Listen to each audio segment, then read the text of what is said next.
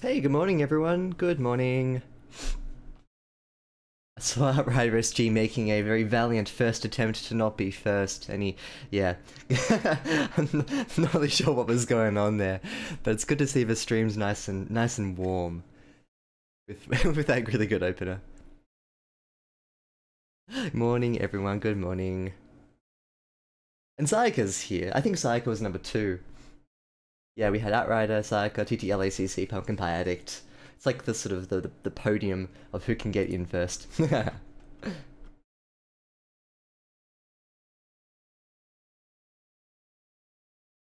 No, of course not. No, of course you wouldn't miss a stream or anything. No, you wouldn't do something as heinous as missing streams, like what I do sometimes when I'm like, oh, I can't stream tonight. I'll just say on Discord I won't stream tonight. No one would do that. No one would miss streams. Least of all you, Sayaka. Least of all you. What was I gonna do? Find the place where I got up to last time. Welcome to Lyrebird Edits morning edition, where my brain's not working. Here! Up to here, I think, is where I was last time.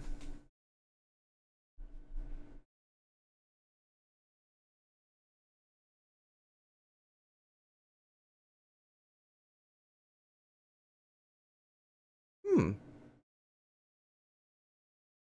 Yes, I did. I did enjoy the parts of your fanfiction. The ones that I read at the end there. Um, that's just before I get into this question here. That's an interesting observation about Deadpool. I haven't seen Deadpool, but uh, it's that interesting, that sort of slight changing character that you mentioned. And I wonder if it's just not sequel fatigue, like if just from the sheer nature of having to squeeze out a sequel, but they don't pay enough attention to the character development, or are they just sort of phoning it in? I don't know, but I can't really comment on Deadpool specifically because I haven't seen it. But yeah, I wonder what that change is all about. Now, for those who missed last stream and would like a little bit of catch up, this is a story that was sent to me. No, sorry, it's a story that yeah, it actually was sent to me. I found the author over on Destructive Readers, saw one of their stories, and asked if I could edit that one. And they actually sent back another story, which I decided to edit instead.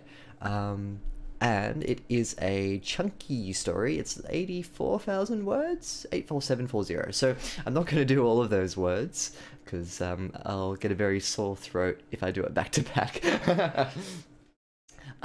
But the story so far is about a young man called Aina. He's about 18, I think he's 18 years old, and he's arrived at this city or village in order to partake in a university. Now, if I can find the one really good, there was a good little summary here. Nope, passed it. I'll try and find that for you and read it out.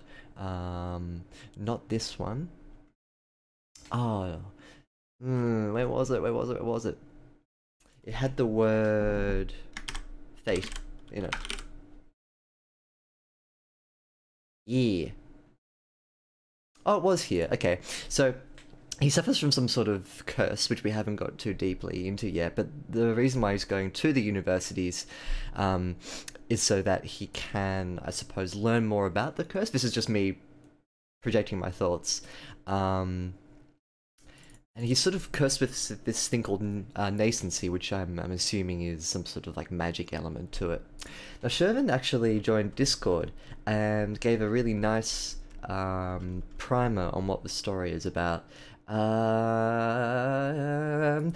I'm going. This is quoting Shervin. Tonally, I'm going for. Tonally, I'm going for. What if Harry Potter took place during Brexit? It's about a young immigrant who goes to a university to learn magic, but they're one of the last people on Earth who would want magic, so that feeds into this curse that we're talking about here. Also good because this is the first confirmation that I have of where this story takes place in an era setting.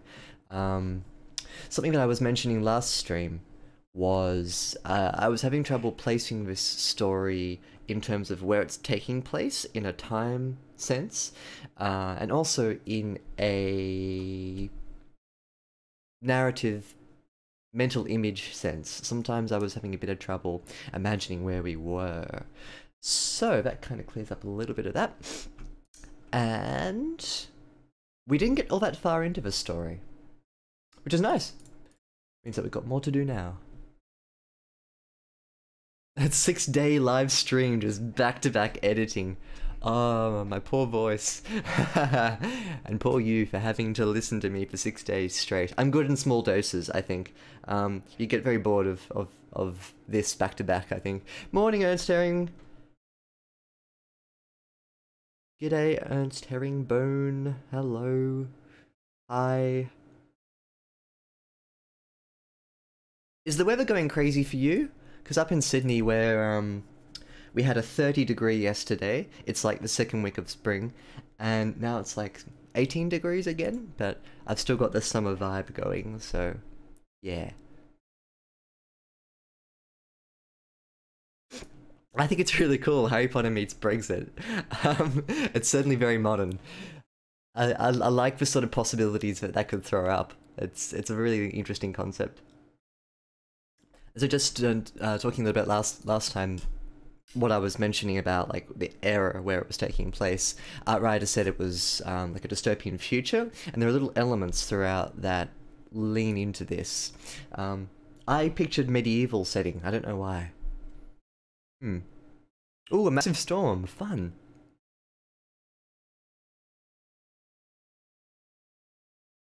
Yeah, it's interesting, isn't it, Pumpkin Pie Addict? Just the slightly different tunings that you get with the seasons. Don't melt Senpai. I'll try not to. We've got summer for that. Melt my heart instead. Aww. I'll try my very best.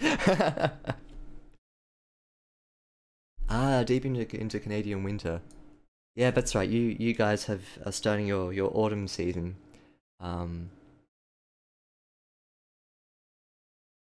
It seems like the transition seasons are getting less and less transition-y and more like, bam, it's summer now, or hey, you like winter? Here it is.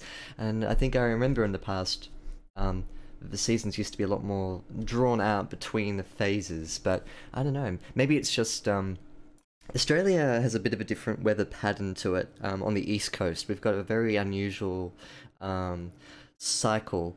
It's like a 7 to 8 year cycle of where we share like some sort of water current with South America, and it's called the El Nino and the La Nina cycle. We learn about it in school. It's really interesting, but it means that sometimes the transition periods are a little bit messed up because of that water current situation. Let me just wipe this. Hang on. I don't think I did anything for you guys, but now my camera is slightly cleaner. But winter is coming, exactly. But yeah, I like autumn. I think it's one of my favorite seasons. Whoa, May snow. That's crazy. That is really crazy. But yeah, kind of cool though. It gets cause tired of messing around. I feel clean already. Let's dive back into the edit. Let's go, let's go, let's go, let's go. Just trying to remember where we were. So we are about here. Last time we ended up on no Minion Cup 10 out of 10. Yay! It's an automatically better stream without the Minion Cup. It might make an appearance. No, it won't. It's in the dishwasher.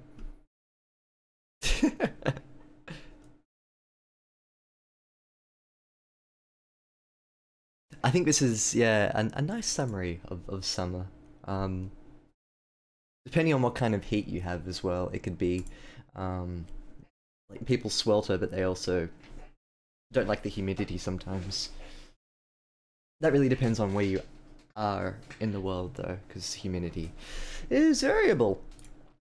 Lyrebird meteorology. Okay, cool. So the very last section that we got up to in this story was when our main character, Aina, walked into the university complex. Now, he looks around and he sees all these people milling and throwing. Aina, I think, joins a group of tourists on new university students, and they sort of push through into the uni. Aina then overhears some chatter taking place between what must be a couple of students. So I'll dial back a bit and do a little bit of reading. Because otherwise, if I just go straight into the dialogue tree, it's not going to make much sense. And I would like a refresher too. So, Aina was eventually led into the campus past a second, smaller wall. I've made a comment here about who is leading him, because we haven't figured out whether or not he's joined a tour group. The signs overhead let him know this was the nascent ward of the campus. They came to a stop. I'm going to make a comment here, actually, because I was getting a bit tired last time.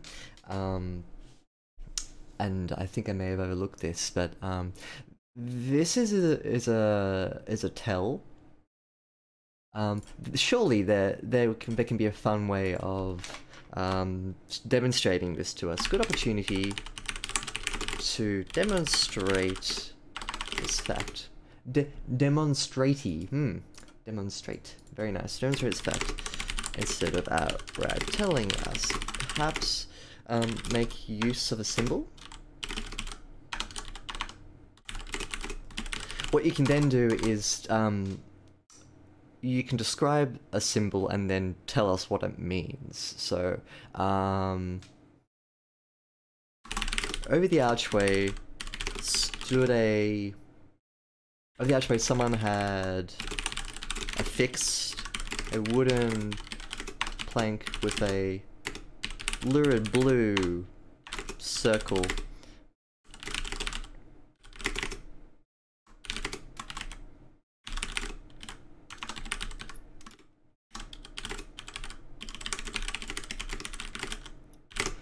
And I guess this was where the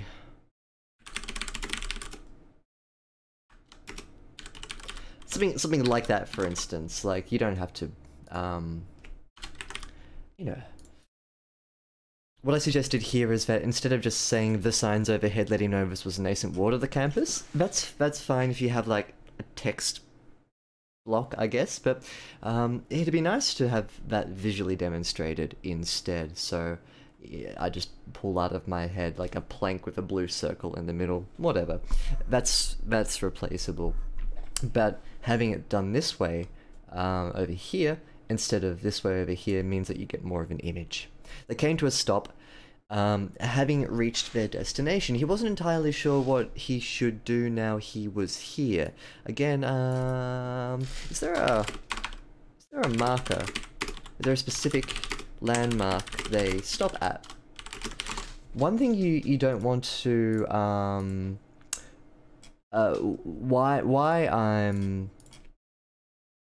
putting this down. Whoa, that's a wow. I no way endorse the poop burger version 2. Wow. Oh dear. You know what I do endorse? The Dollar Shave. I'm not going to endorse the Dollar Shave Club. Is there a specific landmark they stop at? It helps the reader flesh out the scene if there are neat little mental pictures or landmarks that they can use to orientate themselves. Otherwise, you run the risk of just plopping your character in the middle of nowhere, and I'm having a bit of a nowhere problem right now. I don't have a sense of where. Like, I know they're in a university. I know that they're going down alleyways. I'll make a comment in a second about that, but for now, I think I'd like an actual destination rather than just a nebulous destination. Like, is it like a statue of an owl with a pen in its mouth, or what? Oh yeah, I was going for like a scholarly image there, but that came out kind of wrong. Don't use the owl with a pen in its mouth. That sounds really weird. An owl taking flight into the bright sky of academic knowledge, something like that. He wasn't sure what he should do now he was here. Maybe checking with someone at the university? He thought of asking the constable for directions, so I assume he's followed a constable.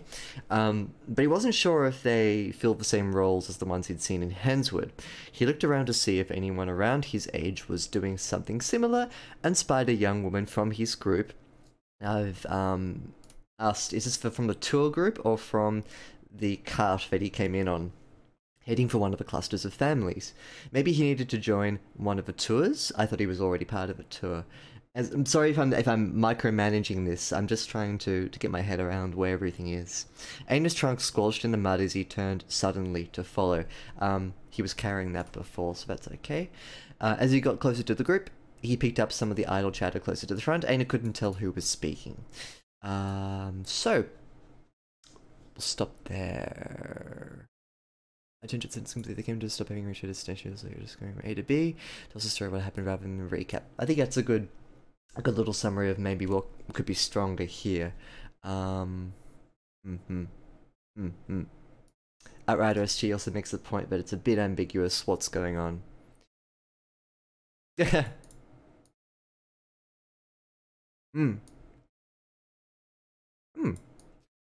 That's a good point, Pumpkin Pie Addict, yeah. Couple with more experience, yeah.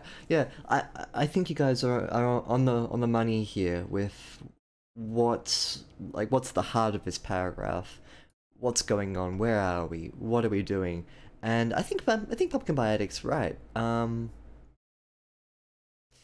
He looked around to see if anyone his age was doing something similar.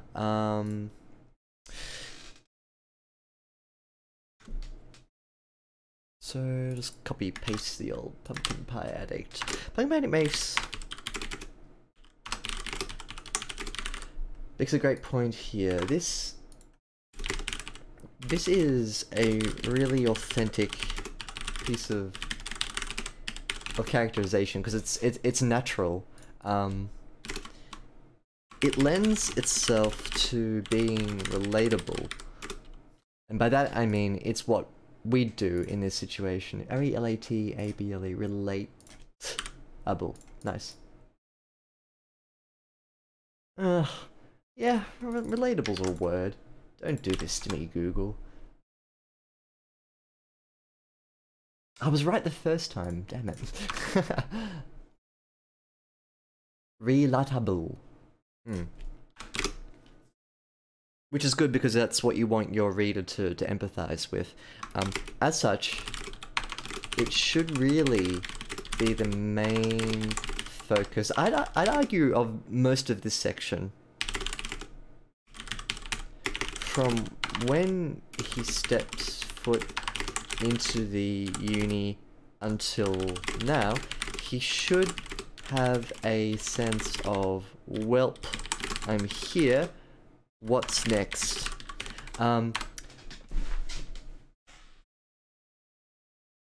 Accordingly, you can make this search for a friend more central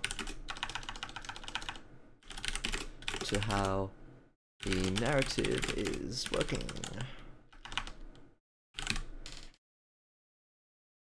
Search for a friend, should have little quotes around it. Nice.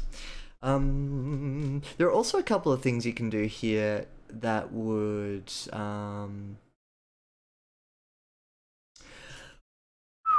one thing I feel is missing from this is that some of the descriptions of the university are quite functional. So as they stepped from the gate shadow, Aina was blown away by the number of people bustling around. The campus was larger than Henswood had any hope of being, with the population to match. There were plenty of people besides the scholars or instructors, merchant stalls, passing labourers, and constables in place to direct foot traffic.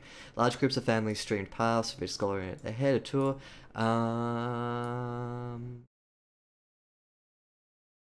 Campus was a stark contrast to his present company. The passengers in the cart were slightly dishevelled. They arrived on a long journey. So we get a sort of light impression of what's going on with the university structure, but I never, strictly speaking, get a sense of the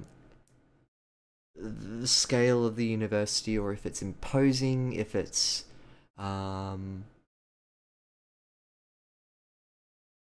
rather we get a sense of people, which is interesting. This here is kind of the only real direct description of the university, and it's done as a contrast to something else, which is unusual. So I'm going to highlight stark contrast here. It'd also be good.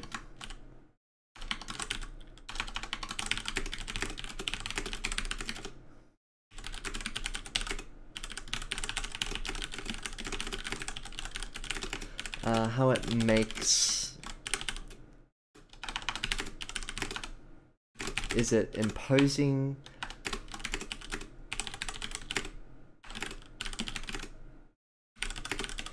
Etc, etc, etc. I'll go back and read the comments, because I think you guys are giving some good advice.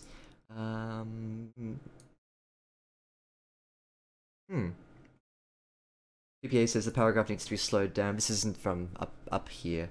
To give us an anchor to hold on to. A writer agrees. Anus trunk squelched in the mud, I think, comes out of nowhere. Anus trunk squelched in the mud was sort of established here before, but I think you're right in that it does again rear its head in a bit of an odd place. We have grounds for it, but it's been a little while since that took place. PPA says delete. Aina couldn't tell who was speaking. I agree. We'll get to that in a tick. Looking further sentences. Yep. So Ern says, I haven't seen an earlier part of this, but this would be a good time to describe how weird and exciting this place is to Aina. I think that's a really good point you make, Ernst. If he is unfamiliar with the people, if he is unfamiliar with what people do at this uni, have him latch onto things he doesn't get yet as a goal for him to understand. I think that's really good. It creates a bit of reader character engagement. And that was what I was going for here with the stark contrast. It'd be really good just to get to take the temperature of how Aina feels about this university, because we get a sketch of it in our heads, but a really nice thing to have would be just to get an impression from Aina's point of view, from his mind. I placed the rain down in Australia. Good contribution, Saika.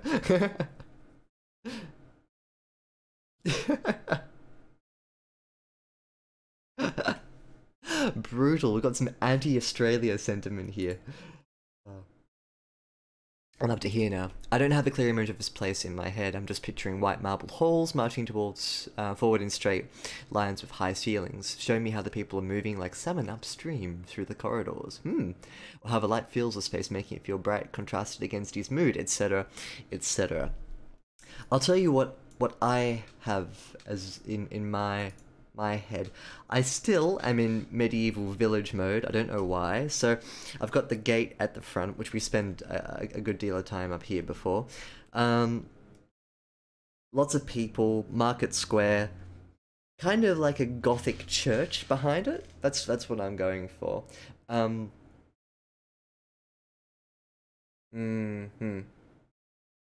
Yep. He's saying the EVs we won't be laughing. That's Australia's secret weapon. Indestructible emus. Pumpkin Pie Addict, I think, touches on something here which would be nice to incorporate, which is the reader deserves a guided tour of this place in as much as Aina himself does. So we have to really think about the entry. Do you remember how Harry got his first taste of Hogwarts? There was the train, the beans, and then the train station with the boats, and then they all go by boat to Hogwarts, and then we see it in the distance, and the music swells, and it's very grand. In the same way that Harry's first impression of Hogwarts it's lined up directly with the readers, and it always is with these kinds of stories. You're focused through a character, and their first impression is your first impression. So we have to be careful to make sure that the character and the reader are sort of on the same page when it comes to that emotional connection and the image connection too. That's interesting. Harry Potter and like the X-Men mansion. Huh.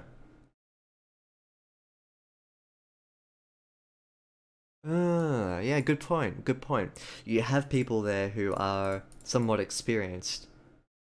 Oh yeah, I never realized that about Ron. He's kind of like the, um, he has the experience there.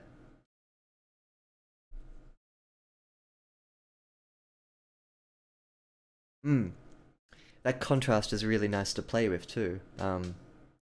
Is to have, yeah, as you say, that sort of, this is normal, but Harry's like, um, yeah, it's a bit difficult here to see that happening, except at the point where we have this bit of dialogue, and it couldn't tell who was speaking.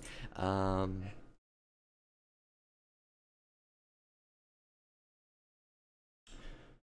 I think right, exactly, yeah. He's gonna be saying rewrite Harry Potter. Yeah, more or less. Just rewrite it all like Harry Potter. I think we've got enough from this section here, and with the comments that you guys have made. It sort of feels like the first impression of this whole scene needs to be a little bit restructured. We need to get a sense that this is a new place for Aina and the reader, and that they need to dovetail together really nicely. The university should be described in a fleshed out manner, so that we don't get a conflict here between like one person thinks it's like a straight white hall, and me, I still don't know if this is modern or medieval village. So in my head, it's still medieval because I haven't seen something yet that contradicts it. I haven't been like traffic lights or a phone that someone's talking into. Like I need something to make this like, oh, we're in the modern era. Um, and until then, I'm still in medieval village mode. I'm gonna make this point again because I think it's um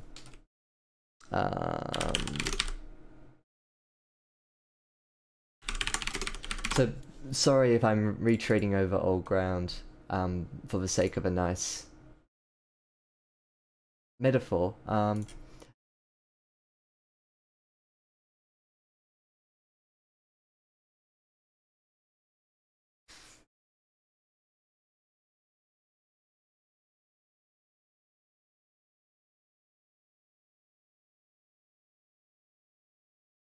It sort of reminds me a bit of Beyond Eyes, which I haven't played. I'd like to with all my copious free time. But here we go, Beyond Eyes. So may not be able to see this picture really clearly.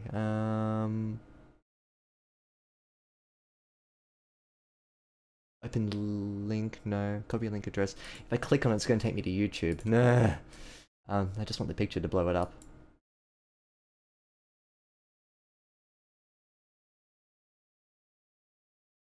I'll just show the picture I showed last time. It reminds me of Beyond Eyes. It reminds me of you have a character in a place that's very difficult to picture around the character. So I know vaguely what the character looks like. I know 20% of what's going on around them, but we're missing the university. We're missing the not the people in this scene, but just think about what elements we've painted within the narrative structure and try to sort of brush in those gaps within the scene. We need a sense of what the university is, but more importantly, a destination. I think this girl's name is Emily. Oh no, Ray. So we know vaguely what's around Ray, but we don't know where she's going, and we don't know what's in the distance. Right click, open new tab. Thank you, that's what I was after. Ah, exactly what I was after. Nice. There we go. Yeah, so the yeah, exactly. try and think about whether or not your writing is doing this. And this applies to everyone too. I sort of try and do this intuitively as well, but am I painting a fleshed out enough scene for the reader to imagine? Don't go overboard. Like I made a mention last time of the epic fantasy problem where you just have way too much detail. You want your reader to fill in detail, but they need to know that there's a university here. And I'm not saying there's not a university in the narrative. I'm just saying that I don't know some of the crucial details that would make this university come alive and breathe, I guess. Hmm.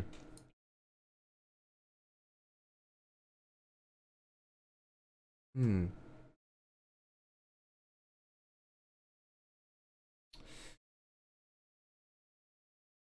Let's push into this dialogue because I have a feeling we can have a few good suggestions here. He goes into this group of people don't want that. I'm sure getting to experience more exotic mindsets can be charming, but you'll be in the out group when it matters. The legacy dorms are where all the key relationships are made. While you're right, locals can still apply for the foreigner dorm. I'd at least compromise and go with one of the dorms for the non-southern basins. He makes a good point. The northerner dorm, those basins are getting a whole lot more important, and their own campus isn't as great, so you know they're sending their best and brightest over here. This had come from a tour guide who was a preppy-looking scholar with a lilt in his voice. I made the comment here that this should come here, in place of... Aina couldn't tell who was speaking, and then he does. So there's no point in keeping it hidden, and then, like, this is the kind of thing that would work in a movie, if you have, like, the camera is focused right up to Aina and the voices are coming around him, and then Aina's kind of moving through the people, and blur, the guy's revealed and he's like douche nozzle, like the Draco Malfoy sort of equivalent. It doesn't work as well for a book. Books favor the reverse, to have the image painted beforehand and then have the action move with the people. That's because books are inherently you construct images on the fly, whereas in a movie it's passive. You sit there and you see it all and you don't construct anything, you just watch it. So in a movie this would work really well, but in a book it doesn't, because we don't have enough information to make it a movie-like experience. So just, yeah, put it up here is what I'm going for. The Eastern Campus, much as I hate to say it, probably should be hyphen boys. It's ranked above our own, so while it would be great to make connections there, the people in the Eastern dorm are basically their rejects, but either of those would still be a better choice than the foreigner dorm. I already have a lot of friends in Legacy though. Couldn't I just stay in a different dorm and maintain those relationships? Who's speaking? Whoops. Maybe for the first year the original speaker responded, but you'll miss out on hearing about all the social events over time. People won't think to invite you. It's not malicious, it's just if you're out of sight, you're out of mind. And that is going to hurt you once you're done with university. You come to university to make connections, and truth is foreigners don't make the most valuable connections. These foreigners, they always stay in their own dorm because they're trapped in or by familiarity. Besides Legacy, they could apply to stay at any of the dorms, but they don't because they feel like they would relate best with other foreigners. But what happens when all you've ever known are other foreigners? We've got, let me highlight the repetition of foreigners. Sometimes they can... Ooh, wrong color. No one can see it. Nice sort of manila folder yellow.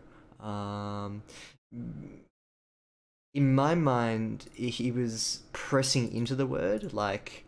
The more he said it, the more like foreigners, but it runs over something that was happening before. This is quite it's not exactly natural dialogue, but it's fluid, which is nice to see. The trouble is, why are we getting this conversation now? Yeah, exactly. So Ernst says maybe there could be a slang for foreigners. Mudbloods, or perhaps even blood muds. Hmm. But that hasn't been used before, right? Someone check with J.K. Rowling, but I don't think that's in Harry Potter. Ernst Herringbone suggests calling them mudbloods. Ernst Herringbone suggests except a mudblood was a human wizard hybrid. Guess it sort of still applies. Ernst Herringbone suggests thinking of a slang. That way, you can avoid repeating normies. Outies. Muggle certainly hasn't. Good point. I think you want to go for Muggle or a squib. Something that hasn't been used before. Yeah. It is outies. Sounds like we're talking about belly buttons.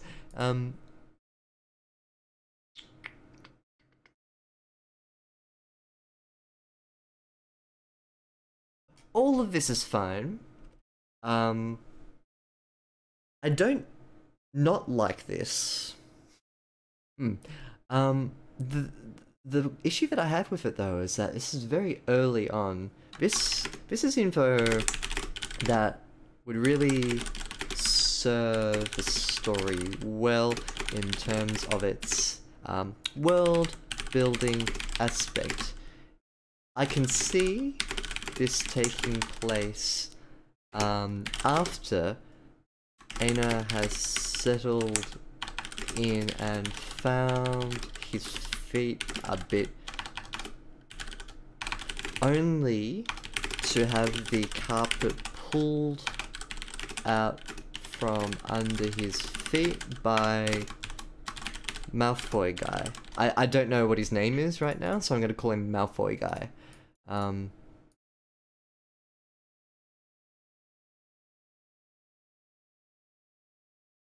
Malfoy equivalent. But consider we haven't had enough time to put down our bags.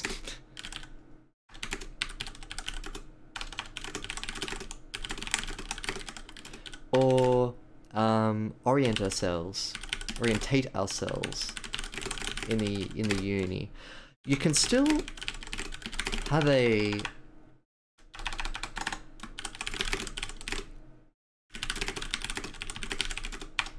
like this here, but make it a bit more general and focus on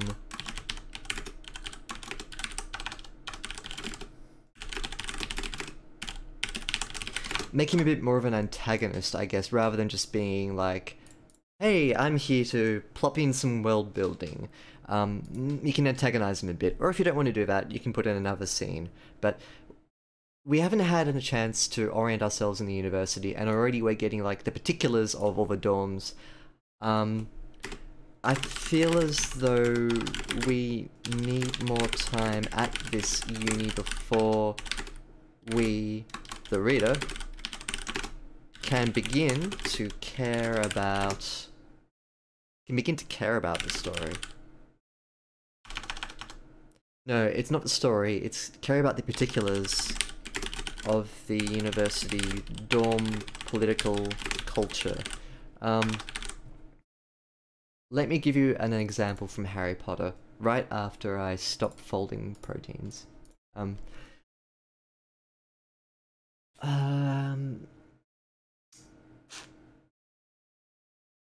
She knows most fan fiction. You can put the innies and outies in.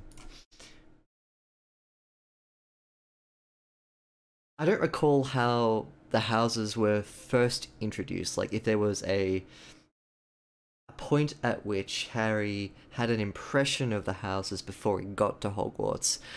I have a feeling it was on the train with Ron and Hermione.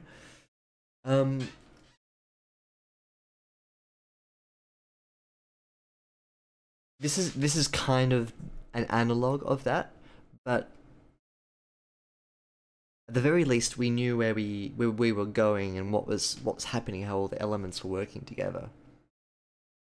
I sort of feel like instead of the political aspect being thrown in, or like the Harry Potter equivalent being what house are you going to be sorted into, um,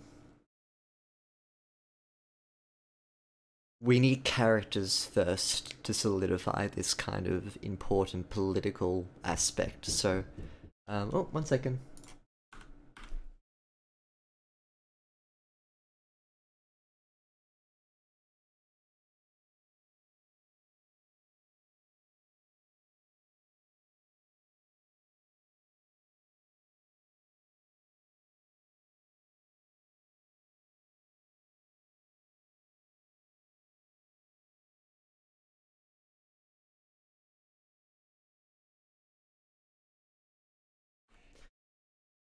I'd be interested to hear what you guys think about this too.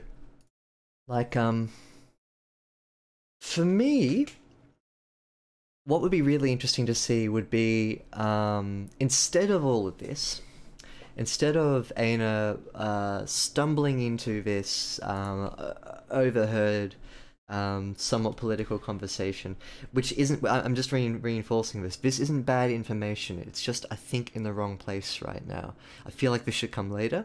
And first, we need an introduction to a character. We need a Hermione. We need a Ron. We need a Hagrid. We need someone that Aina interacts with. We need that to serve as the grounding force from which the story can then launch off into its different aspects. So, if you imagine, I'm gonna pretend that I remember Harry Potter and say that um, part of the reason why Harry has such an aversion to being in Slytherin is partly because of the fact that I think he meets Malfoy before they get into the Sorting Hat territory, and that he meets Ron and Hermione, and Ron is in Gryffindor, and I think it's kind of obvious what Hermione is going to be sorted into. So you have a differentiation into Group A and Group B based purely on the characters that have been introduced before then.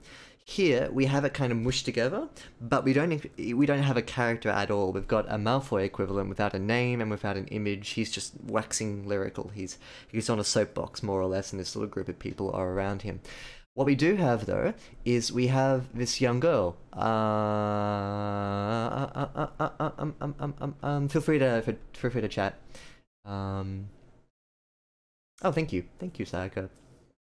No, but like if you have anything to contribute, please say so, because I think when we delve into more of like like a structural, sorry, developmental edit, which I think is what we're going to be focusing on. It's just talking more about the elements of the story, and I think that's a lot. It's good if you have different perspectives from the point of view of a developmental edit. Because it's a lot easier for me as an editor to go in and change the words. But when we're talking about story editing, it's something that I think people can be a lot more collaborative in. So I don't have the golden rule here, not at all. If you can think of good ideas, good suggestions, just throw them in. Um, and they're the easiest for you as an author. RightAsRainMan. They're the easiest for you to discard too. So you don't have to follow all of these suggestions 100%. Developmental edits are purely for you to assess whether or not your story is on the right track. And if you think that we're doing things wrong, then that's totally fine. These are just suggestions.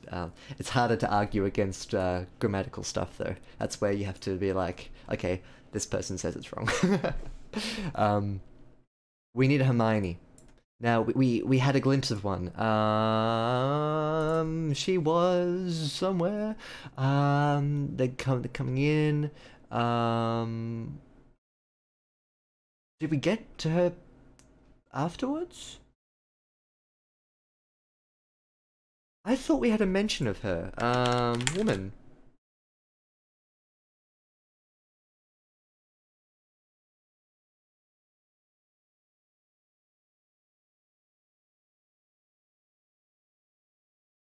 Do you guys remember where she was introduced? Also, I'll plop into Discord now. Oh, people are talking. Oh, cool.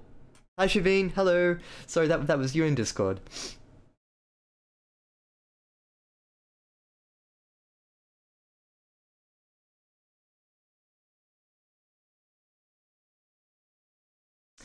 So Shavine says the setting is currently a lot more influenced by 19th century Asia right now. Wow, okay. But it's fun to see how poorly it's coming across. That's okay. You can like you can plop in a couple of things to help you along there. We'll come back to that actually. I want to explore that. Oh, okay. I grew up in Vietnam. That's pretty cool. Oh, then you've got like a whole treasure trove of things you can do. Um, a whole treasure trove of stuff you can put into the story to make it really interesting. Definitely use those things. Oh, okay, okay.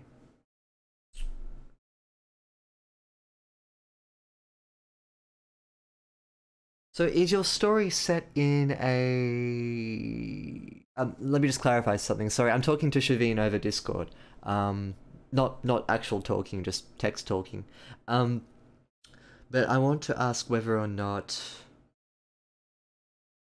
like what country we're in, or if this is like a parallel world where the countries don't really match up. Um, because a Vietnam setting would be fantastic. That'd be something really interesting for readers to sink their teeth into. The schoolboy and schoolgirl preppy British setting is very appropriate. Excuse me, very appropriate for like a wizard and witch kind of school. It goes back well beyond Harry Potter into like Diana Wynne Jones, and I'm sure even before then. But that doesn't necessarily mean it always needs to be Britain. Um, yeah, sprinkle some Vietnam in there. That'd be cool. We can talk about it a bit later, though. I've got some suggestions. But right now, I want to get back into Hermione. There's a point at which I think he arrives at the destination. He wasn't entirely sure. Maybe check in. He's sort of asking Constable. He's trying to see if anyone's doing something similar, and spied a young woman from his group heading for one of the clusters of families. Maybe he needed to join one of the tours. Squelched in the mud. So we need to reiterate that we're outside. Reiterate setting here. Where we're still outside. I think this is just more so because Outrider SG mentioned that he was imagining that they were in like a long corridor, Whitehall sort of situation. As he got closer to the group, he picked up some of the idle chatter. So at this point here, we lose sight of the girl.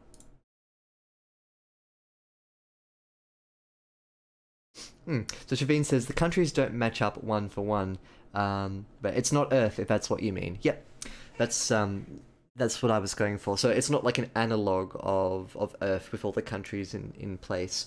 In that sense, you can be a lot more creative in how you choose to mix and match different elements. It gives you like a sort of clean canvas to work with, which is nice. It means you can be very creative with the setting.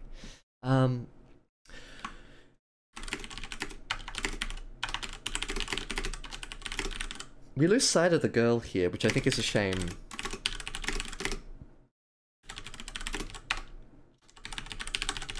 This would be a great moment to introduce a Hermione type of character.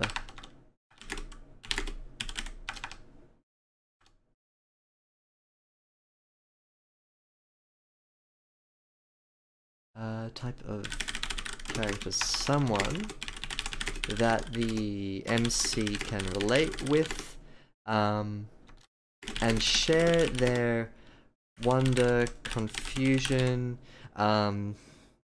experience with.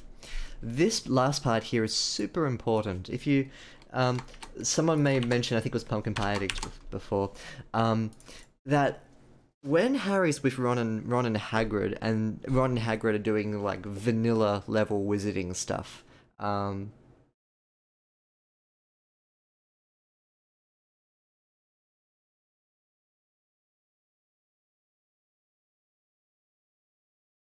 them it's mundane, and for Harry it's like that sense. You don't have to emulate it here, and you don't have to make Hermione equivalent, like knowledgeable and him not knowledgeable. You can have both of them being very sort of fresh-eyed. The advantage, however, of having two characters doing it side by side is that me as a reader, I feel like I am now part of that conversation. Instead of just having it isolated through one character, for me it becomes like, oh, um, I am this other person. I am with you guys. I feel equally um, as clueless as to what's going on. That creates a sense of empathy, which will increase the emotional stake that your reader has in the story. So, and there's no downside to doing that. Like, unless you're writing a very cold, detached, third-person kind of fantasy, high fantasy, for instance. Even then, I wouldn't recommend it. But there's little that you lose from introducing like a. You don't want to introduce a surrogate character where it's just like a Gordon Freeman kind of blank slate for the. You don't want to do that. That's not a good narrative device for a story. Better for a video game, but not for a story. Even for video games, it's a bit on the well. It depends how you do it. But I think that's what would be really good. Then instead of having this sort of dorm discussion, save it for later once we have a sense of characters. So writer says, I have the same idea that he should meet a character, but I was picturing it much earlier on when he's riding the cart. Yeah, right. Like, do you remember how Skyrim starts? To two people new to the world provides good opportunity, or a god opportunity, to describe the world through dialogue from this person he's just met.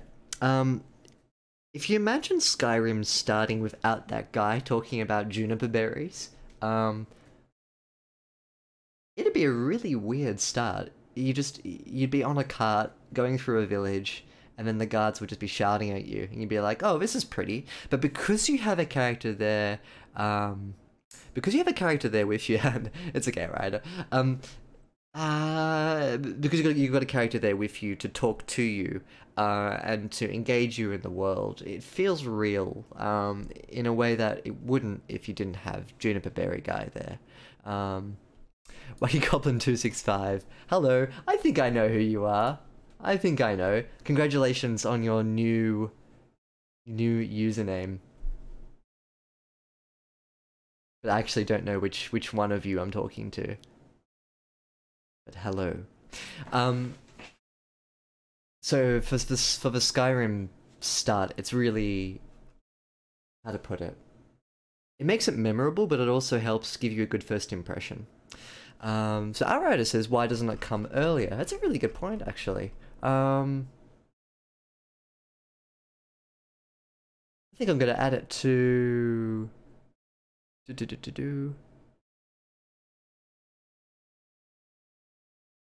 shapeshifter?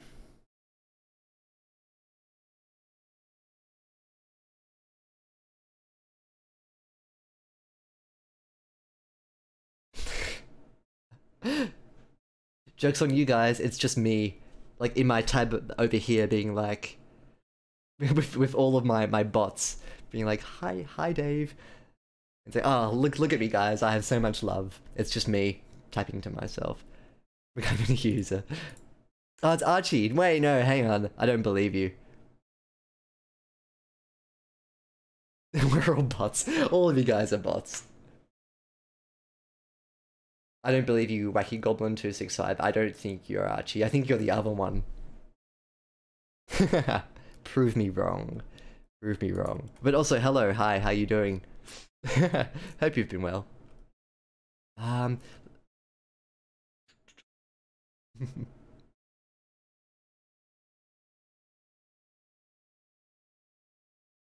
While I find my place again, let's push on with the edit.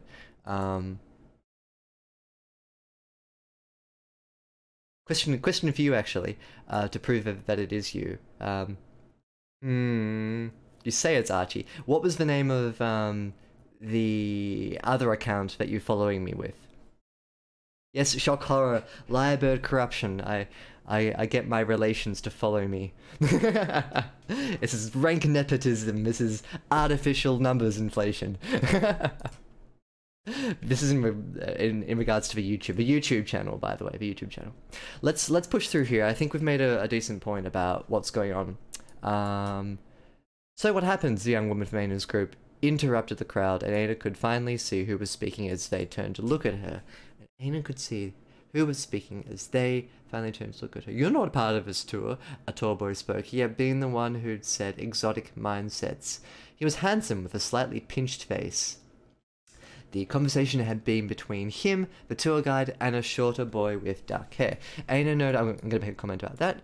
Aina noticed most of the people in the group were paler than him, and all had short-cropped hair, including the women. Many had such light hair that they appeared bald in the morning light. Aina's own unkempt hair was immediately obvious to him. Maybe he should have made an effort to learn about territorial fashion before he committed to spending years of his life here. Hey, nice, nephew spam. Change your screen name, Rufus. And that just goes to prove my point that it wasn't Archie. Wait, hang on, oh, okay, now I'm confused. Now I'm confused. Guys, strap yourself in. My two lovely nephews are about to roast me. No personal identifying information, guys. These guys don't know who I am. I can block you, and I will. I will. I'll exercise my blocking abilities. What was I gonna say? But no one was looking at him. As out of place as Aina was in this world, he was nothing compared to the woman who everyone was glued to. She had long curled hair and bunched down her back. Her eyes were frighteningly blue. He was glad for the lack of attention. He has no job. Oh, the truth comes out. I'm a student. That's a job. It does embarrassing things about liar. No, no.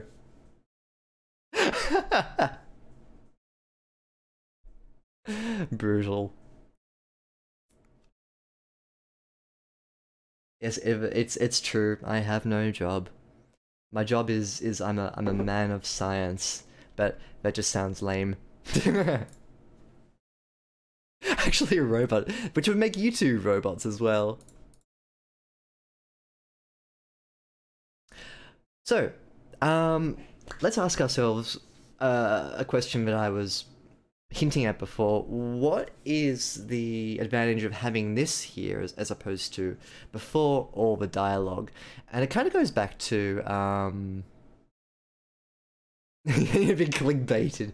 We've had a discussion before about, like, my nephews have been saying, you know, why why don't you have more views on your Twitch account? Why don't you have more streamers? And I'm like, well, I do a pretty niche stream. I stream, you know, editing, and they're like, you should just put like a thumbnail of you like playing Fortnite or something, and then pretending to be Ninja.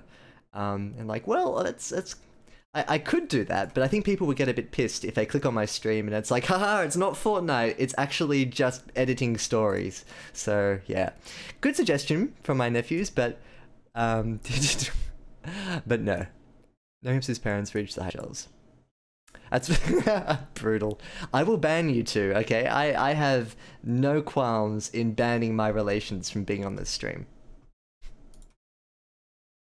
I'll put you in timeout. Hang on. Yeah.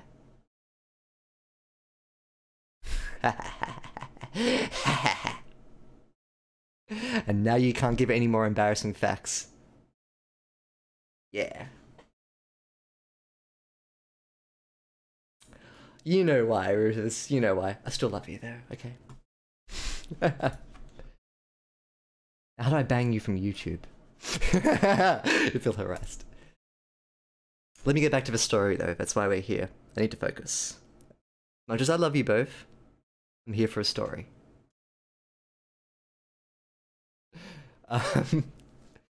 We need to have a conversation about whether or not this comes here, or whether or not it deserves to be like a little further up.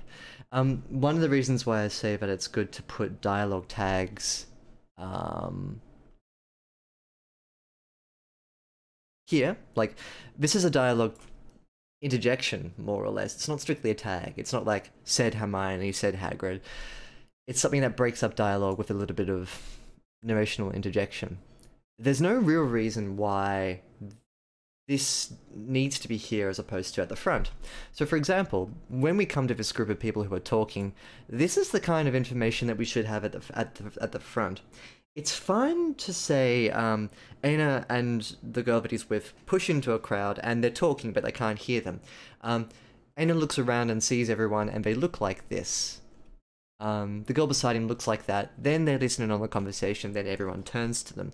That seems to be a bit more of a how to say, like,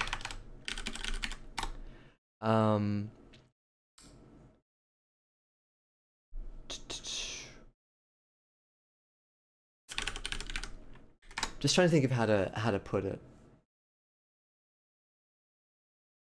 It seems to be more like, again, as what I was saying before, it works better for movies, but less so for books.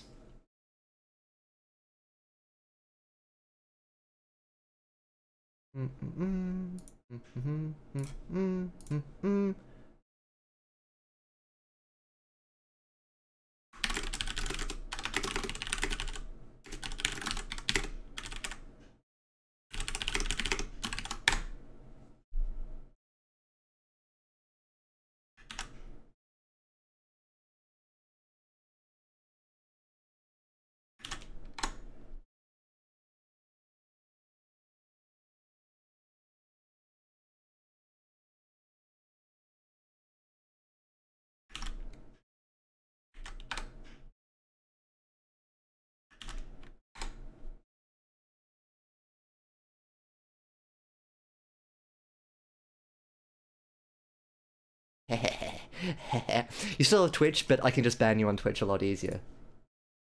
In fact, it's a timeout on Twitch. You can come back and harass me in 10 minutes, but you need to wait. And because you both are quite youthful and your attention spans are like chickens, you'll forget about me in 10 minutes. In fact, you're probably playing Fortnite right now, like on one screen, and you're harassing me on another screen.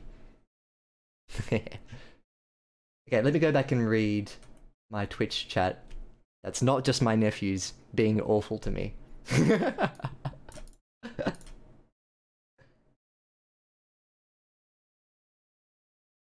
Pumpkin Pie says, I always assumed Liar just shut down the stream and waited in his chair until the next stream.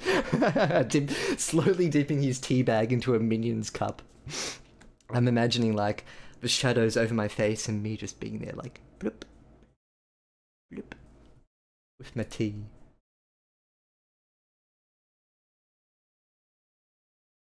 Hello, Torch Delight. Hello, welcome to the stream. You caught me at a very unusual time. Run.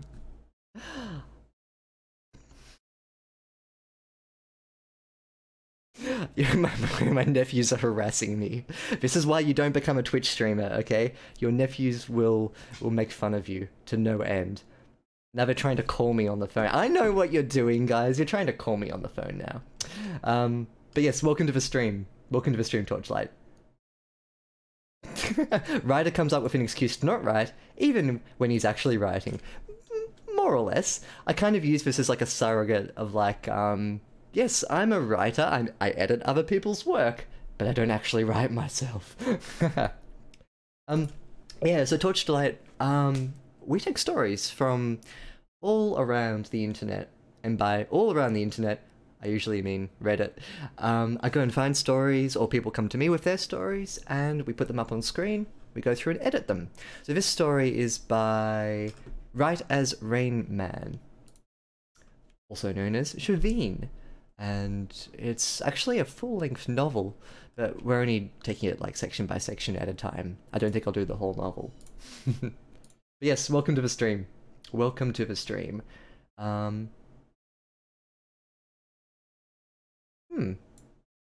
Pumpkin Pie says, why not add some weather to the scene to make it a bit more Hmm. Scenic, I suppose. Yeah, that's a decent idea. Um, I don't want to say night because it's too Harry Potterish versus Pumpkin Pie Addict. Yeah, I agree. You don't want to make it too Harry Potterish. Our writer says, I'm an advocate for no dialogue tags at all. I much prefer DOST. Oh no, is my stream? It is!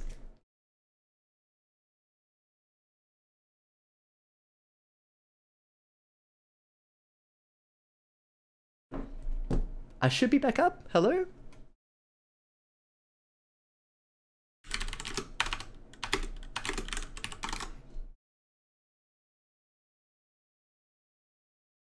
Still working, isn't it? Yeah. I don't think my phone conks out when people call me. Rename the stream Uncle I gets streamed, alternative title, idle control streamer bans 2 newcomers. I agree, Sayaka. I shouldn't let my nephews on YouTube. It's all their fault. They can't control themselves. And other people's nephews too.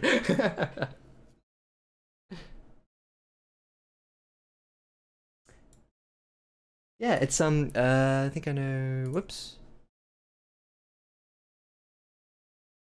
There's some really good subs on. Yeah, actually, how did the nephews discover me? Um, I let slip that I'm a Twitch streamer, and then it was all downhill from there. All downhill from there. That's the secret. Never let anyone know you Twitch stream, especially nephews. Um. Oh, I'm sorry. Oh, Amazon Prime. Let's get back to the stream. I'm sorry for all the distractions.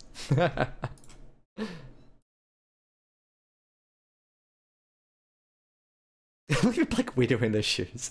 We call them redback spiders in Australia.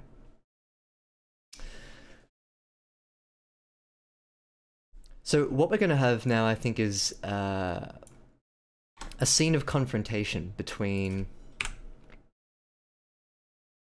these, I suppose, quite prissy, light-haired people with Aina and this other girl, who's obviously an outsider as well. Long hair curled and bunched to the back, and her eyes were very blue. Frighteningly is quite a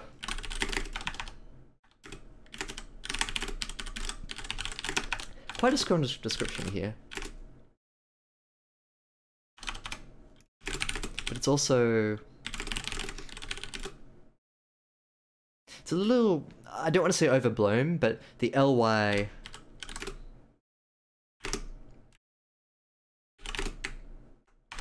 It's a little too LY for the scene. It sort of sticks out like a sore thumb.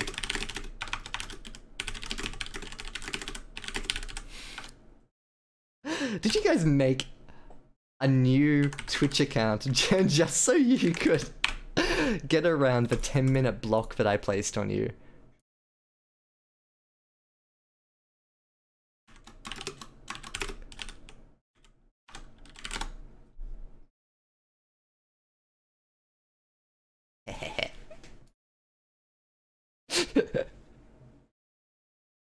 For this poor Twitch servers, they're having to make new accounts. Just wait 10 minutes and then you can chat again. You don't need to make a new account, guys.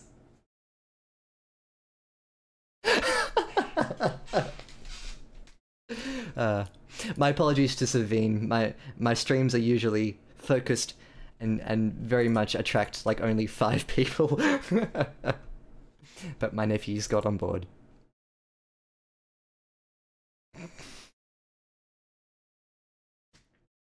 Behave, you two, okay? Behave, and I'll let you stay. The woman spoke again. You say, what happens when all you know are other foreigners and you never actually said what happens? The tour guide spoke up.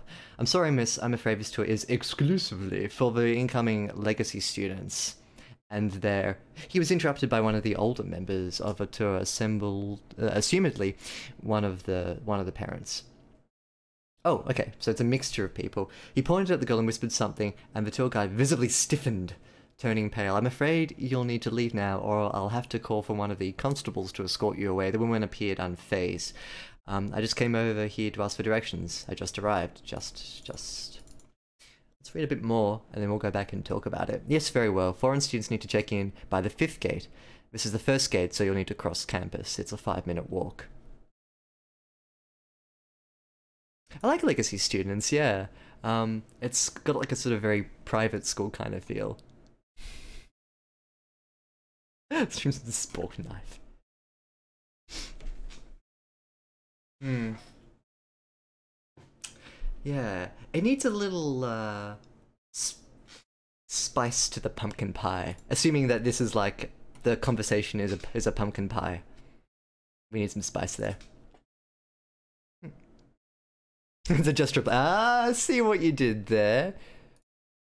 I see what you did there. Actually, that's quite a good suggestion. I only came here to ask for directions. We just arrived. Yep. Very good. What's the chat's thought on that exchange? Good question, Pumpkin Pie Addict. No Pumpkin Pie reference, I think it's complete.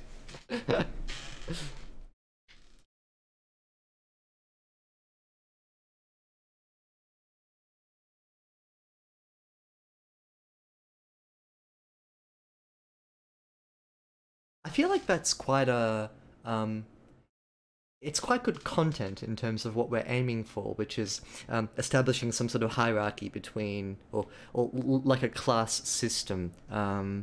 Without the air quotes, it is a real class system. Tell you what, I want to push a little deeper into the story here, read it just a bit more, and get a sense of where it's going before I come back and talk a bit more about it. Because I think that, as like Ernst hinted here, there are a couple of things like visibly stiffened, their expression, their manner. There are lots of different things that we can deal with in a micro sense. I think we can do some fine tuning in terms of making it a more robust exchange. But right now, I just want to focus a little more on the meta aspect. What's it doing here? What it's showing us about this world. Dad says, your dad does not say I'm a failure, okay, Wacky Goblin? You deserve a timeout for that. Because your dad and me get on splendidly, thank you very much. Which doesn't sound that good now that I said it out loud. We're brothers, okay. Okay, oh, that also doesn't sound good. Ignore everything I just said. I think the problem is how she went into escort your property to... Here, welcome now going across the campus. My impression of that is that it's like a... either she's very much like... Either she's very important, or she's very undesirable. We can deal with this. Why don't we highlight it and come back and talk about it?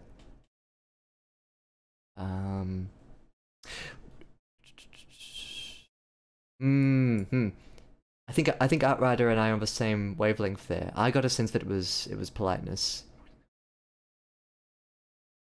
Escort you. This is the 5th gate. Did the stream go down again?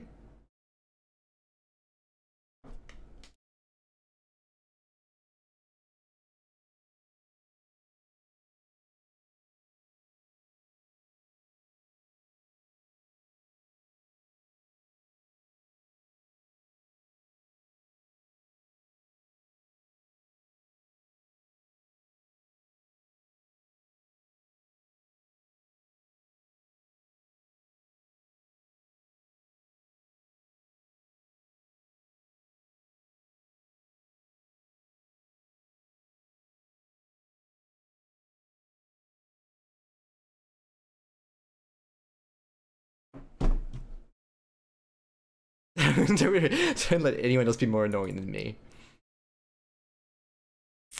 I think you're the premium mascot for our stream, Sayaka. Good luck with my bread eating session. Thank you for joining me, Torch Delight. Hope to see you again. Usually we're a lot more focused. I got to have a chat with my nephews about not raiding my stream. Thank you for stopping by. Hope to see you again. Oh yeah, no, that was me sending a text to them saying, "Stop calling."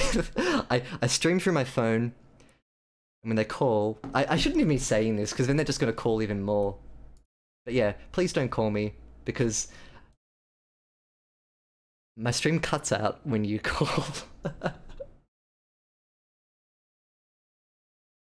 uh, have I just committed like a death sentence?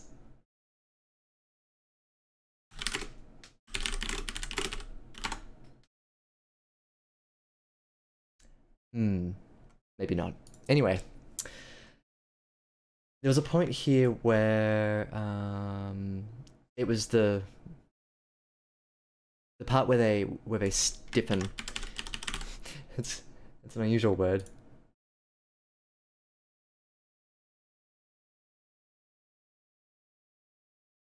We'll come back and talk about this in a bit. Let's read more, and we will see what happens. Stay tuned with stream. Good advice, Psycho. The woman nodded and began walking away from the group. Anna turned to follow, and right before he was out of earshot, he heard someone mutter something he was sure was a slur. He started after her. No one had even registered his presence that whole time. He definitely had his share of travellers thumbing their noses at him back home. So he would have thought. He and the woman would be on similar rungs on the social ladder was because she'd spoken up.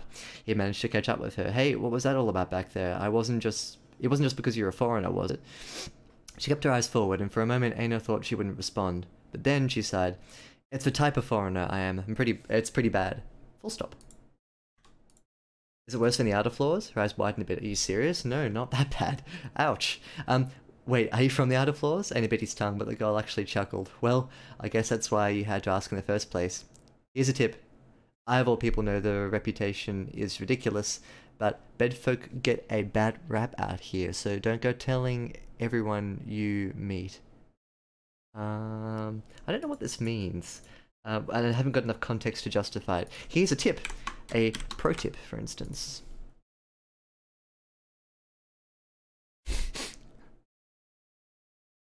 You guys making fun of my shirt? That's too low, okay? You can make fun of my face, you can make fun of the way I speak, the country I'm in, but you do not mess with my shirt choice, okay?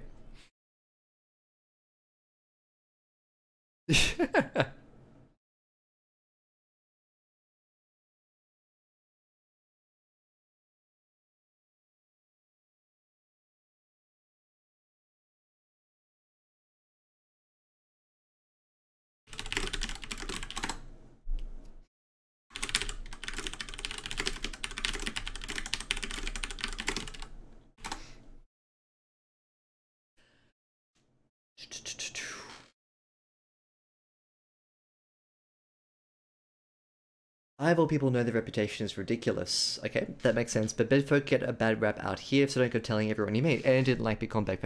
Sorry, it's addressed. It's addressed. Good. But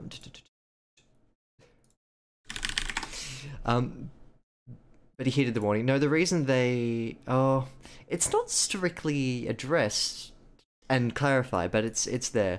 No, the reason they focused on me back there is that while being from the outer floors is bad, you don't exactly look at it.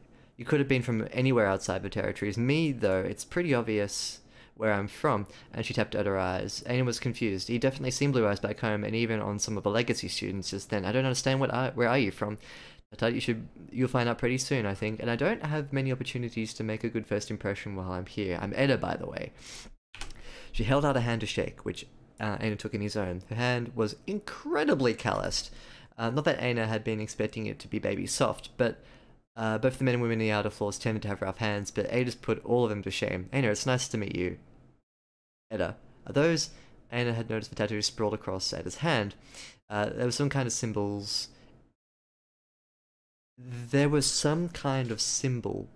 There was some kind of symbol etched across each of her knuckles, and a small winged creature flying out from the webbing between her thumb and forefinger. Like this thing here. What is that bird in her hand? I've never seen one before. Ada glanced at her own hand as if seeing it for the first time. It's a tattoo. That one is a rite of passage. It's a crested swallow. You can have more than one. She actually seemed pretty excited about the topic of conversation. Most people my age have one. You tend to get another when you're about middle-aged. Only if you end up getting a third. She frowned. You don't have tattoos where you're from? No, of course we have tattoos. And a mock scowled. Technically, she had been right. A member of Ana's village were not fond of the practice, but he had seen some tattoos on trips to the neighboring towns. Oh, hello, Justin Toons. Hi. I'm showing you your fingers trimmed to the keyboard.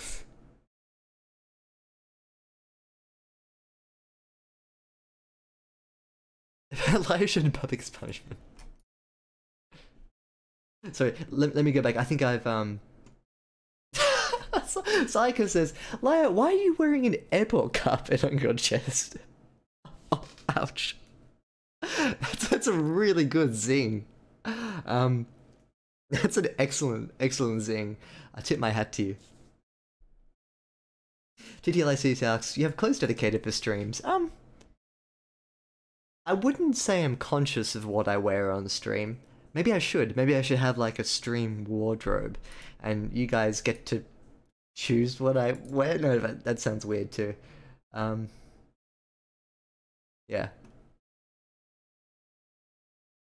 Outrider SG says, Anna didn't like being called bedfolk, makes it suddenly seem like the narrator is interjecting.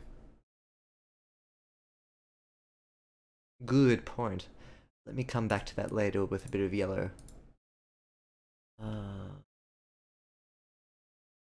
Pumpkin Pie Addict says, almost at exactly the same time, it feels like it's too close to the lecture against bedfolk and tells us rather than shows us. I agree.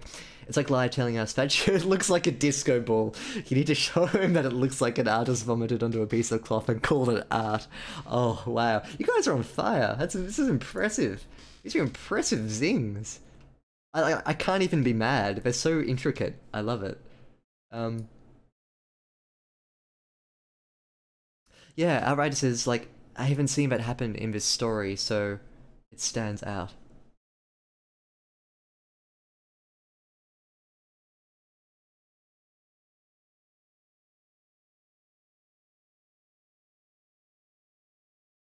Pumpkin Pie Addict says, scroll up, liar. Sorry, scroll up, liar, you're missing gold. I just scrolled up then. I came in right as you were... No, of course we have tattoos. Okay, just laughing. Nice, good point to come in. Yeah, I think worry about the wardrobe when I hit 100 viewers. I'm currently 9, so only one order of magnitude higher to go. What are bedfolk? That's a good question, actually. Like, I think we need a bit of clarification there. Give me a sec, guys. I just want to check I'm still streaming to YouTube, because this says working on YouTube stream right now.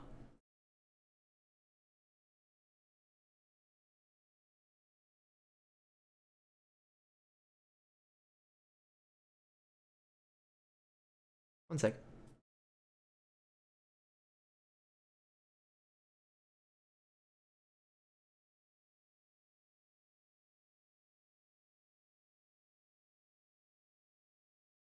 Yep, good. I'm still streaming. The chat won't work. Oh, what a shame. No YouTube comments. Oh well.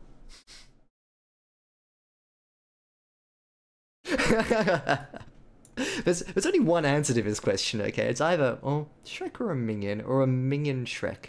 Obviously French made. We can have a straw poll, what you want me to dress up as when I hit 100 views. Simultaneous viewers.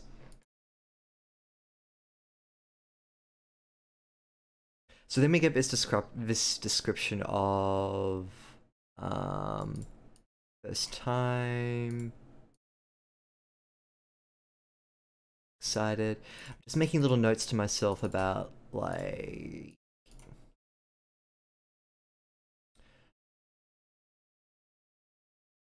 technically she had been right. The members of Anna's village were not fond of the practice, but he had seen some tattoos on trips to the neighboring towns, and he didn't need to encourage Edda's assumptions about his background. I mean, the bird itself had that comment, oh, you can't get rid of them sometimes. It depends on the time of year. The migration path is complex, and it goes through the cities. You could use them to send messages, couldn't you? Yeah, Ada's eyes started to narrow. How did you know? I guessed. Anna realized he was pushing it with the questions. Just like animals, small ones especially, we had a lot back home. Ada relaxed and the conversation went on. Eventually they came to an impromptu tent with a table and chair out front. Okay. Okay. 2 parts here that we're going to deal with. The first part is the implications of Edda speaking up against these people. The second part is about this balancing act that Aina is now engaging in when he's talking with Edda. Oh, come on, Sayaka, you can't say that and then not expect me to go, oh god, oh, oh no, oh jeez, oh, why? Why? You weren't joking. Hmm. Hmm. Hmm. Hmm.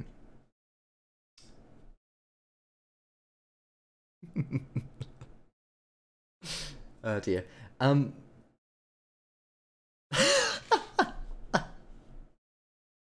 I gotta drag that into stream.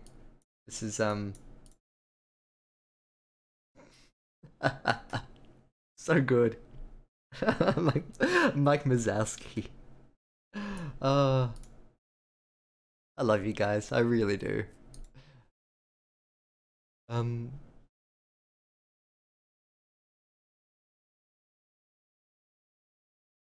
I want to talk about this first. No, not this. This. I want to talk about the back section first, which is where Aina and Edda split off and they talk to each other. Um, because Edda's already been established as a somewhat, how to put this, ostracized member of the campus. You can play it two ways with Aina. Aina, at 18 years of age, should have enough knowledge of in-groups and out-groups to know where he stands. Unless he's very deeply... Oh, gonna just minimize Discord. Jesus Christ. Uh,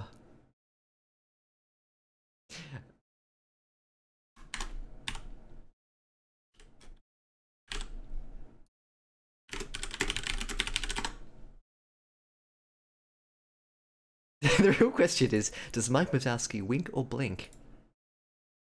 Hmm. I'm glad you guys are finding it entertaining. I'm trying my best to balance both entertainment and critical insight. Oh dear. It's not that I don't mind the distraction. I'm just conscious of like I want my edits to still be quality and the humor to be quality too.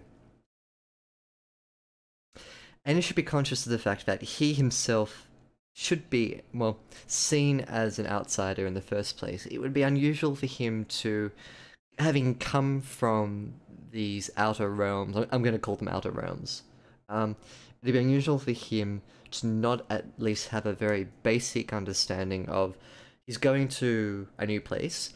There are people there who will see him differently. Those two assumptions, I think, by the time you're an adult, are very much ingrained into how you see yourself, unless Aina is very ignorant. And he could be a small town boy, and it sounds like he is in some sense a small town. Got there in the end, small town boy with maybe not as fleshed out an appreciation of social complexities as he maybe should have for someone his age. That's fine. One thing I'm concerned about here is that it's established from the in-group, out-group thing that we had in part 1 here, with these light-haired people talking down at her. Aina should probably be endeared towards Edda. That means that there are a couple of points where I feel like Aina's interactions with her become a bit slippery and a little inconsistent. Aina goes off with Edda, partly because he doesn't really have to, but they're going in the same direction. He feels like he wants to understand what the whole commotion was about in the little part before it. And so it makes sense for him to be naturally endeared towards her. But then we get this little like mock scowl thing. And I think that's a misstep from Aina. Two things can happen with this. This is quite interesting because on the one hand, on the one hand, it betrays Aino's sense of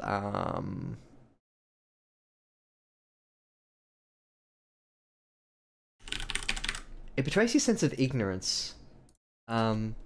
It makes the reader think that he's not entirely in lockstep with empathizing with Edda because of Aino's upbringing slash lack of nuance in the situation.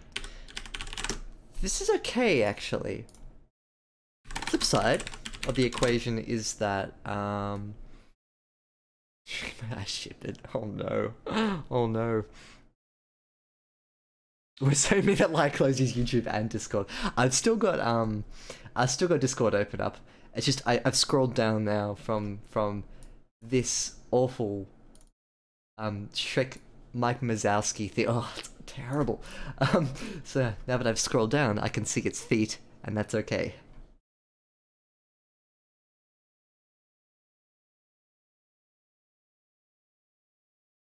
Hmm.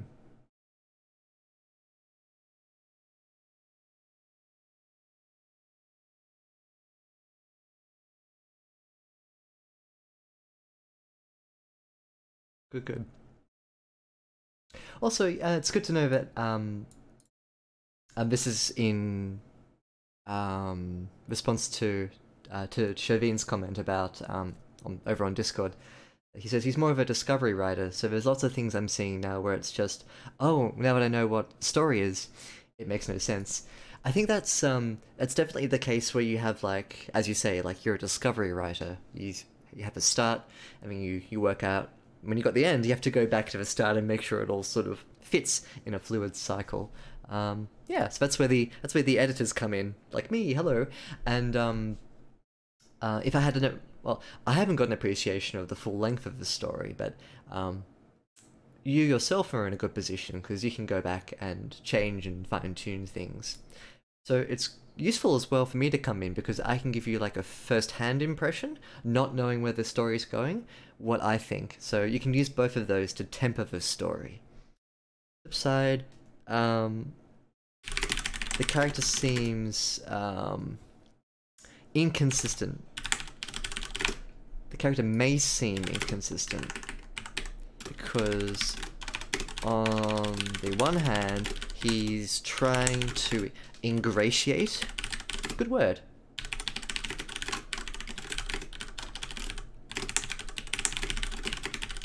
He's trying to ingratiate himself with Edda, but he ends up insulting her and doesn't have a guilt reflex, meaning that it wasn't just a mistake. Shrek. Well done, Sayaka. Well done. That's quick laughs. I approve of that. That's nice, clean fun. I like it. That's interesting, Shavine. Like you say, it helps to let things set in concrete. And well, this is my way of saying what you said. And then from your parts to go out into new areas.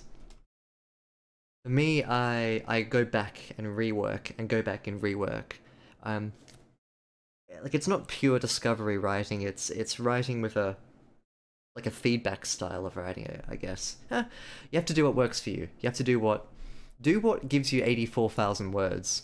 This guy here, right? This is what you're after. This is the target. Once you got that, you can go back and polish, edit, do whatever you like.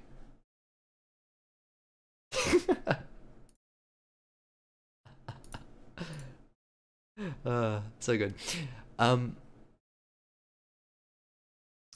You know that first day of schoolwork anxiety where you feel like everyone knows something you don't? I don't get that feeling just yet, but I feel like it might benefit the character and show a bit of self-reflection. Wow, good suggestion.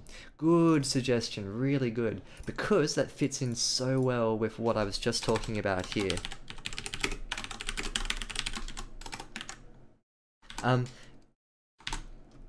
Right now, the character feels inconsistent, but it would be a tiny, tiny fix to introduce what Pumpkin Pie Addict just mentioned about like the first day of school, walk in, and there's a whole social hierarchy that you have to be on top of like this, like so quick. And if you don't, you fall on the wayside, right? It's like being back at school. Um, we need that sense imbued in his interactions with Edda, with the light-haired people. He can be ignorant, fine, and he can be um, unsure of what's going on, but we need to feel it. Otherwise, it would make Aino just seem inconsistent that he's kind to her and then he's sort of throwing it back in her face, and he's not really sure how much he should tell her about.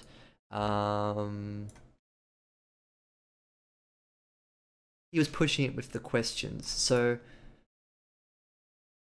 my impression as a reader is that they're on the same level, but then Aino slowly discovers that he is like an order of magnitude worse than her. Maybe, potentially. This is an area where we begin to see Aina's ignorance showing. And I wonder if there's not a stronger way to show it up here so that it seems less inconsistent and more in line with the ignorance that we're trying to bring out here. Another thing here is that we then get a sense of the tattoos. Sorry. Oh, sorry, this is part of the tattoos. Yeah, this is nice. It's a bit of sort of human building, in a sense. Like, this is the first moment in the story where people feel like they're just regular humans talking to each other. I like that. What does unranked mean? And unbanned. Well, yes, you're certainly unbanned. Miscellaneous nephew number 1 or 2. You're just one click away from being banned, though. Watch your step.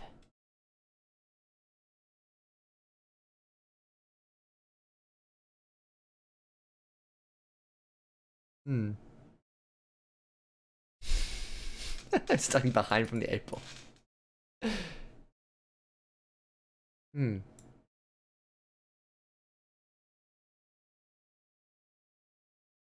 Picking up the flavor on the way is really nice too. I think I'm in Ernst's camp about having. Actually, just read Justin Toons's idea. Justin Toon says, I'm such an opposite of a discovery writer. I wouldn't even call myself a plotter or outliner. Instead, I call myself a perfectionist. It's interesting. So we've got Justin Toons's way of doing things, Ernst's way of doing things, and Discovery way of doing things. They're like part 1, 2, and 3 on the spectrum. It's really interesting. All those different styles of writing and how it all fits together. It's kind of cool, isn't it? I think Pumpkin Pie nails it on the head too, up here. It's about wearing a nice shirt, first and foremost, and then secondly, it's about, as he says, as long as you write and get your story out, that's all that matters. Yeah.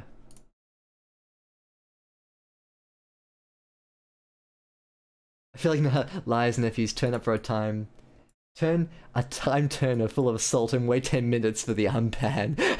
It just builds up and up.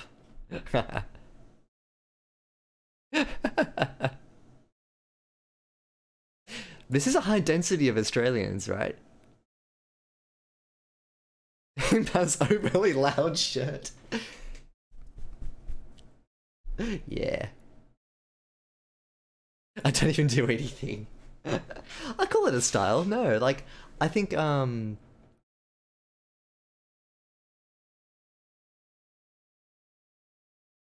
say it's a style. Like everyone has a way of pushing out their own writing, so hmm.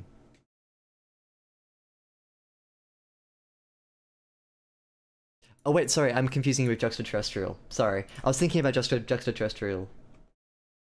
Um with his plotting style. But I think you would have your own style as well in terms of your perfectionism. That you don't end up getting anything written. I guess okay, fair enough. I guess that's a style. My apologies, Justin Toons. I was confusing I was confusing you with juxtaterrestrial then, very momentarily. Because I know that juxtaterrestrial, by I know, I mean, I think that juxtaterrestrial has a very solid plan about what he's going to do. So, my apologies. Don't be like Dustin Tunes. Be less perfectionistic. Be more like a writer. But yeah, like, I do feel that perfectionism can be a bit of a... It cripples the writing sometimes, doesn't it? And I think we just need to... At the risk of using a Frozen metaphor thing, is just to let go of your inhibitions when you write. Not so that you write crazily, but save the perfectionism for the editing, I think. Get wrecked, Tim Boy.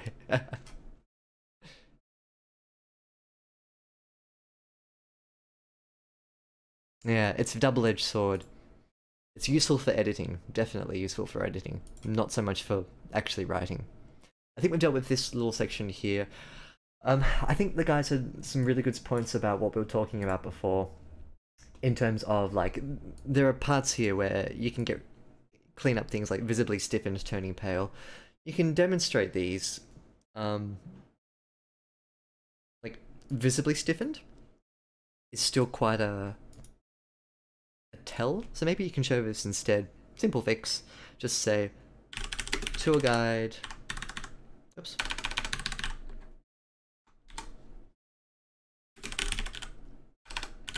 You can, ugh, what are my typings? Tour guide straightened. Eyes wide. Visibly stiffened. In fact, all you have to do is get rid of the visibly.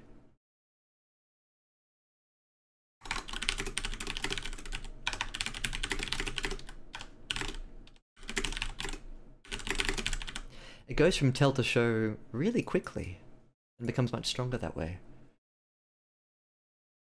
I think this is Elite's ground. Oh no. I think you might be right. But still, it's been fun. I feel like we've actually talked about a lot of important points too.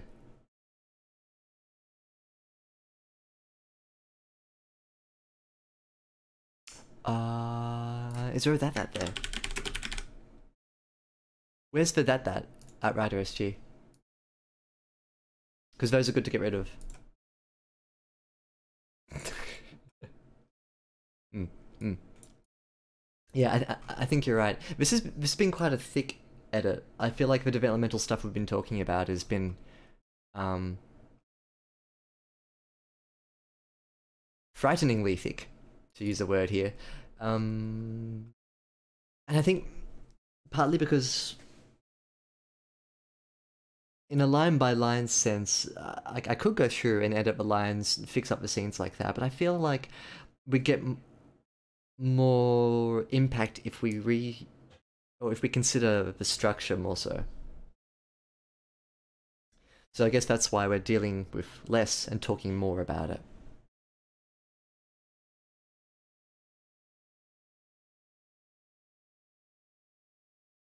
Now, I want to see when this chapter ends.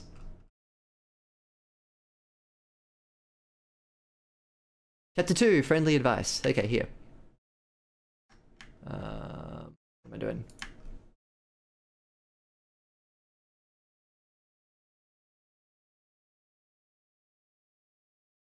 There we go. Um,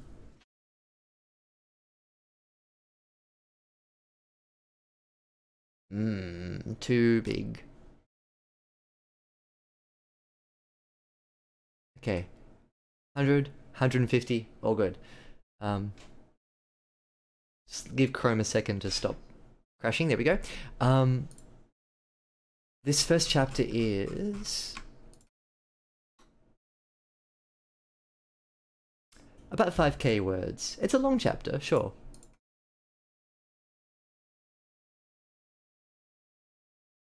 I don't think I can say too much about the structure of a chapter so far. I'm probably not that far into it. Let's keep a tab on how many scenes there are. I think it's important not to cram too many scenes into one particular chapter. You can always have shorter chapters. I feel like a chapter should have a definable sweep of events rather than just a series of interconnected micro events. Mm.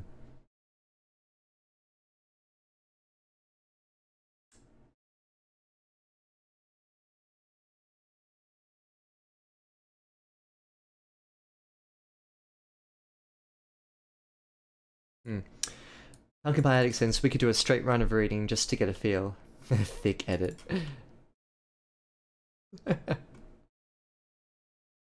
Wrath of Dictator Liar. No fun allowed. Yep. I like Pumpkin Pie Addict's suggestion. Why don't we take a chunk, we'll read it, and then talk about it. And that way we can probably zoom out a bit more. I've been very focused on these narrative elements here. I think this is a decent word size for a chapter, 15 to 40 to 4,000. With thunderous laws. That's a nice quote, Sayaka. The first part of it.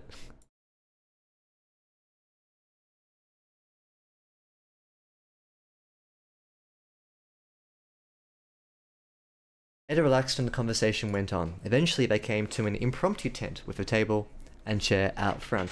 A cheery looking woman sat there, next to a small chalkboard that read, "Foreign Scholars Reception. Welcome to the Southern Campus," the woman said before they could even approach. "Can I have the first letters of your family name? I'll also need to see both of your gate passes." The woman, whose name tag read Zoo, fingered through a stack of thick folders. Each time she got to the one she needed, she checked it against the relevant gate passes and gave a short nod. "Each of you is going to receive a scholar's handbook. Foreign scholars have an added section at the back with information that's specific to you. Make sure you both read that section when you have a chance, it really helps. It includes a list of laws that you will need to abide by as territorial visitors. Generally, foreign scholars have their residence tied to the basin where the campus is located. For your first year, you're required to stay on campus. However, after then, you may have a lot more freedom over your housing, provided you stay in your assigned basin. However, as you might have noticed," Zoo gestured at the competing architecture around them, "the southern campus has its own quirks."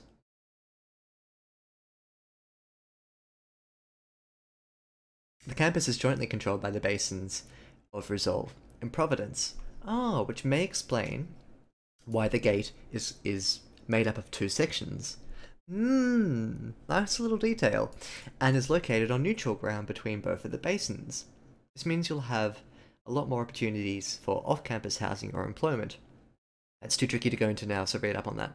But it also means that you'll need to pay some extra attention not to violate your status. Quick side note, I like that the districts are called basins. It makes me think more clearly about, I don't know, it's the kind of thing that has like a mental image attached to it. Might not be the correct mental image, but it's giving me a mental image of like sweeping plains and depressions in the land where the water can come in. I'd also consider just getting rid of this too. It's a bit unnecessary for the dialogue. Resolve and Providence.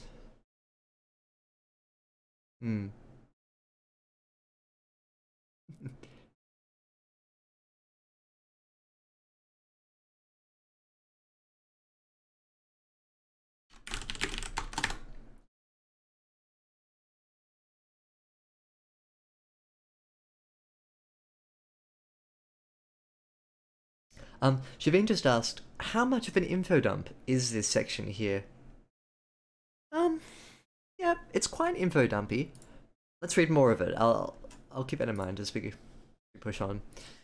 Basins, the two basins laws are sometimes in effect simultaneously, and you can contradict each other. Thankfully, on campus grounds, a lot of the more confusing rules on campus grounds are a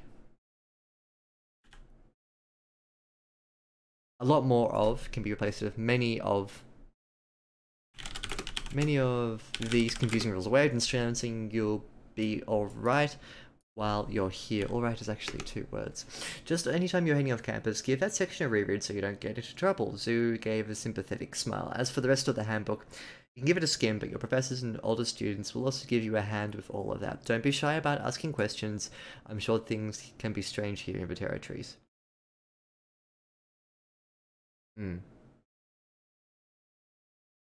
No, it's not 1 word. Are you sure about that? Making me doubt myself.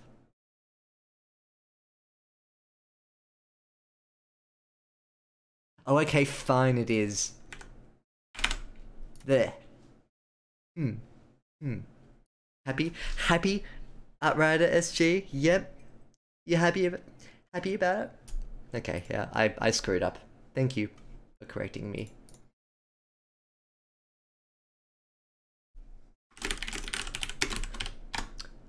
Oops. Nailed it! Nailed that frowny face. Yeah. I was wrong.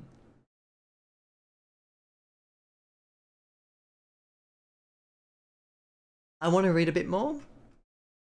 Let's read a bit more. She opened both of our handbooks. Ah. You can't have that.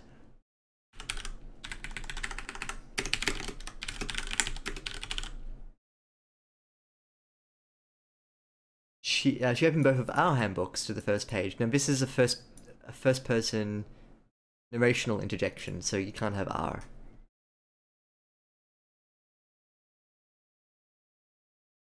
Oh, a little delay.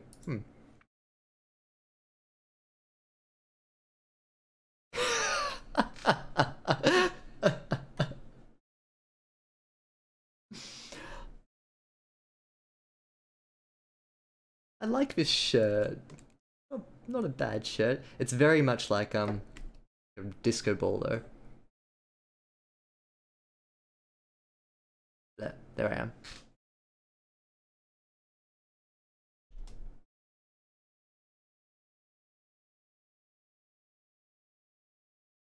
Really? Instantly on the screen. That's cool.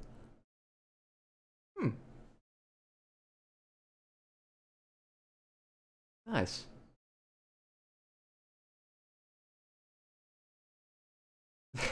It's alright to slip into the first person. The story would work okay as a first person.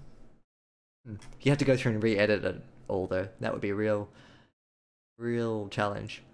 Which showed a map of the campus. She pointed to a small building near the center of campus that was circled on the map. If you have more questions or need help with anything after today, you can come to the Extraterritorial Scholastic Services building. If you see me while you're there, feel free to say hi. She closed the books and handed them back with a flash of teeth. Right, next here are your scholars' stoles in campus colors. Yep. So you pulled out a long strip of loose knitted fabric. She motioned to Aina and Ada to bend over and drape the fabric around their shoulders. This is how you'd wear them for any official business as a scholar, which includes during class. Make sure your scholar's not as visible if you pointed to a section of the stole that had been tied into an intricate pattern. You can also use them to hold your gate passes like this. So led them through a series of steps that tied the 2 loose ends of their stoles into a pocket where their gate passes now fit snugly. You can put a hyphen there at the end.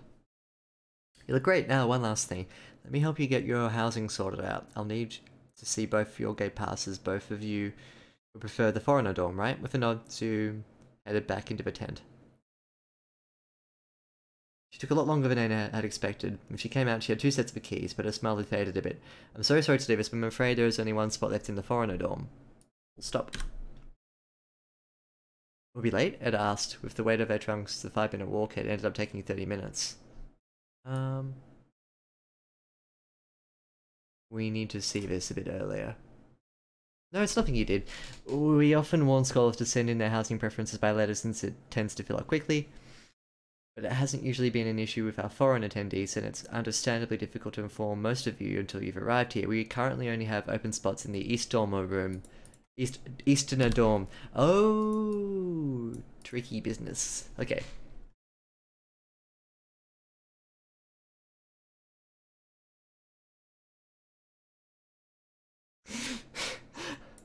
Right as SG says, I was thinking the floor of a casino, but not like in Vegas. More like in a small Indian reservation casino. Oh my god. Wow, brutal.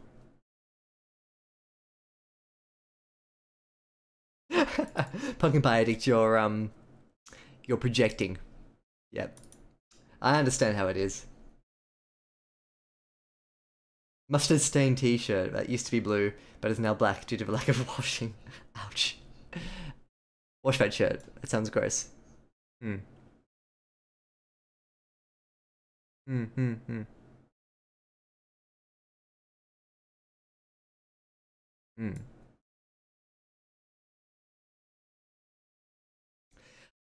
I think while Pumpkin Pie Addict's writing does tend to be more action heavy, we do touch on something here about the East of the Dorm. Now I understand why we had that spiel before about the East of the Dorm. Okay, okay.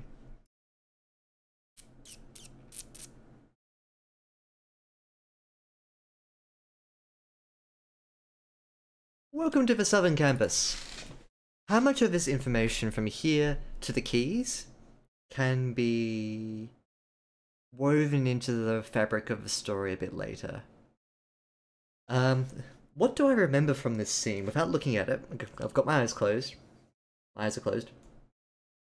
What do I remember? I remember, she gives him a diary. There are overlapping rules. Um, there's a stole, like a rope thing. And there are keys. Diary, laws, stole, keys.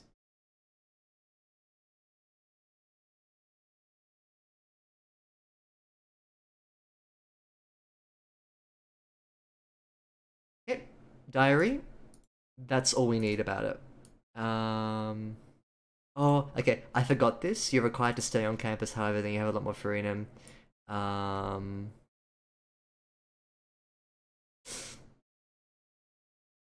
I like the fact that you then explain the campus arch, and without even re-mentioning it, I remembered that the arch had two colors and was made of two different types of material. When you say that the campus is jointly controlled by the basins, I remembered, oh, so it's like that's why the arch is like that.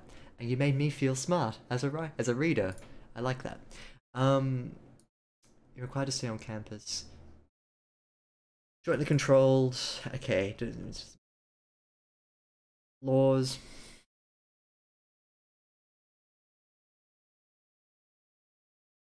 This is a bit redundant. So I'd say purple, get rid of. Um,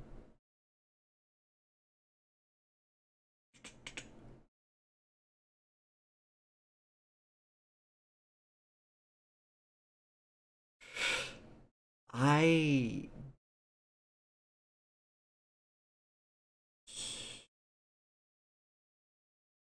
I like this info dump about the overlapping laws,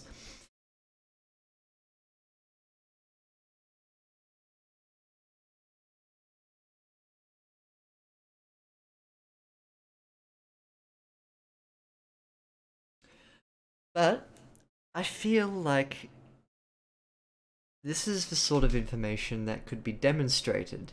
Not so much the overlapping laws in the arch, which I like, but oh yeah, sorry, I choose a random color to highlight. Sometimes it's just like come back and deal with this later. This I like. This I want you to get rid of. So sorry, I shouldn't even be highlighting it purple. I think you can just get rid of it outright. Blur, blur, blur, completely. Yeah, thank you. Sorry. Otherwise, it's just gonna get like a bucket of paint. Thank you for pulling me up on that. I think like it's my not responsibility, but I feel like how much of this can be demonstrated through narrative and how much of this needs to be explained to the reader. That's a question I can't really answer. Hmm.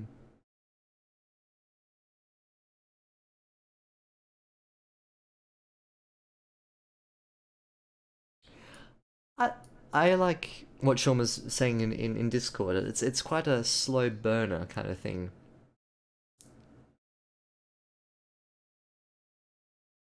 I like what's going on, and I like how it's not like blur in your face magic um or anything of the sort. It's got enough to sort of make it make it real, and I think there's things that we can all relate with about trying to move into a new in-group and being part of a structure that's quite difficult to navigate. It's difficult for me without knowing what comes later to suggest what can be demonstrated and what needs to be told. The overlapping laws thing should be demonstrated. That's such a cool idea that it needs almost no warning. Like, the two laws basins are sometimes in effect simultaneously and can contradict each other. This is cool. I love this idea. Absolutely love it. I want it demonstrated. I want Aina to run afoul of this. I want him to do something simple and to have it kick him immediately. Like, I want him to be in the streets of this university and for him to do something simple, and for one police officer to look at him and go like, meh, and the other police officer to like lose their shit and be like, what are you doing? What have you just done? And Aina being like in the middle of these two police officers and turning from one to the other going, wait, what? I don't get it. What's going on? And Officer 2 is just like, or like he might find it amusing, and the other officer is like frothing at the mouth that Aina has just done something. You could have, that could be a whole page worth like it, not necessarily here, but that lends itself to being so juicy in terms of a narrative potential. I love it. Do you need to have it here? In some ways, like, I kind of get the fact that a university administrator would, a uni admin would 100% be telling this to their students. But a big part of me wants this to remain a hidden secret. Or, I want this to be demonstrated to Aina before he gets to this admin person, and then as she is telling him about the overlap, Aina can think to himself that he's already run afoul of this scenario. That would be a fantastic thing. So the uni admin should tell him about this. Like, you wouldn't have a university administrator in real life or in a story being like, ha, joke's on you, I love trolling my students by not telling them about the overlapping rules. Like, she's got to do it, right? But you've got an amazing potential to have a really memorable scene just from this alone, but it can't come in the info dump. Ideally, it should be before.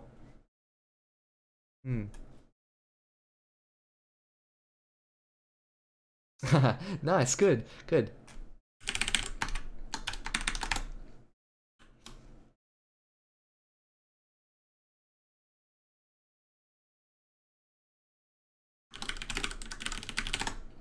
Good, good. I'm glad you want to incorporate that.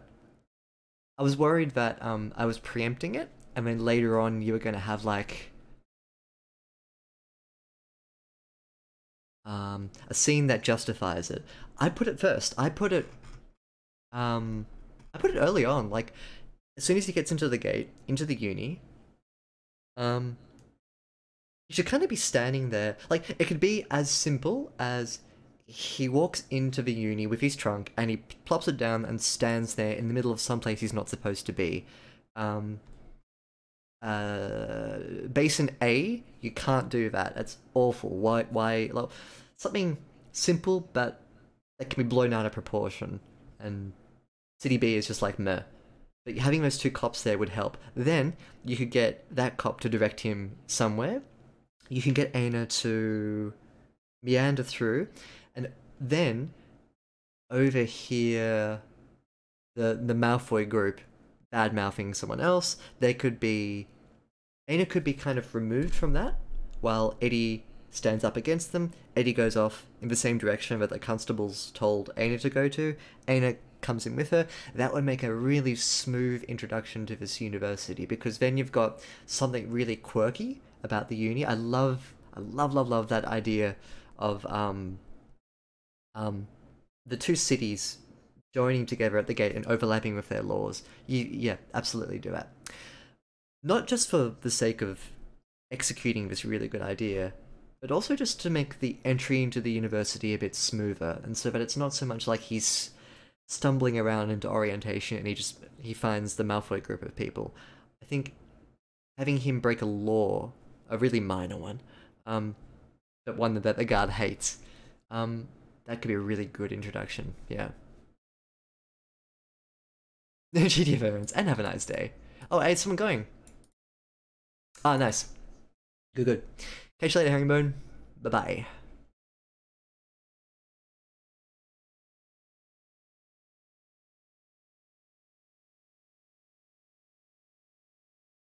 Mm-hmm.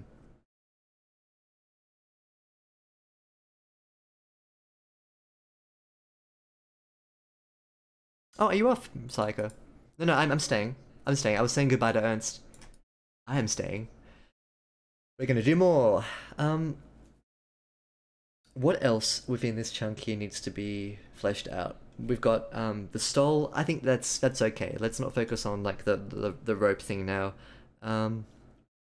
Stole, the diary, the laws, and the keys. Lol, jokes on you. You're going to be placed in the Eastern dorm. Here's where it gets tricky. Do we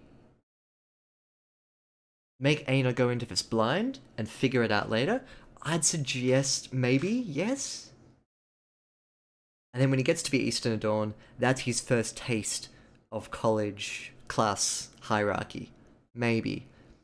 Does it need to come before then as a primer? Not necessarily in this case. Sometimes you can set up a neutral event, being like, hey, look, you're going into the Easter Dorm, heads up, it's going to be a bit weird.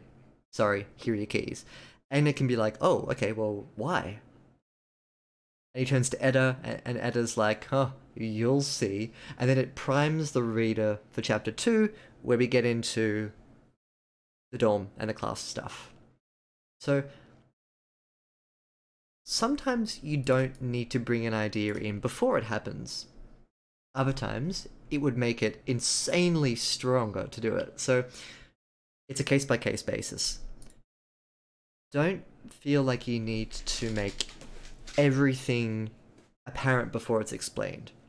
Sometimes it's really good to do the opposite, but then again, this is personal preference.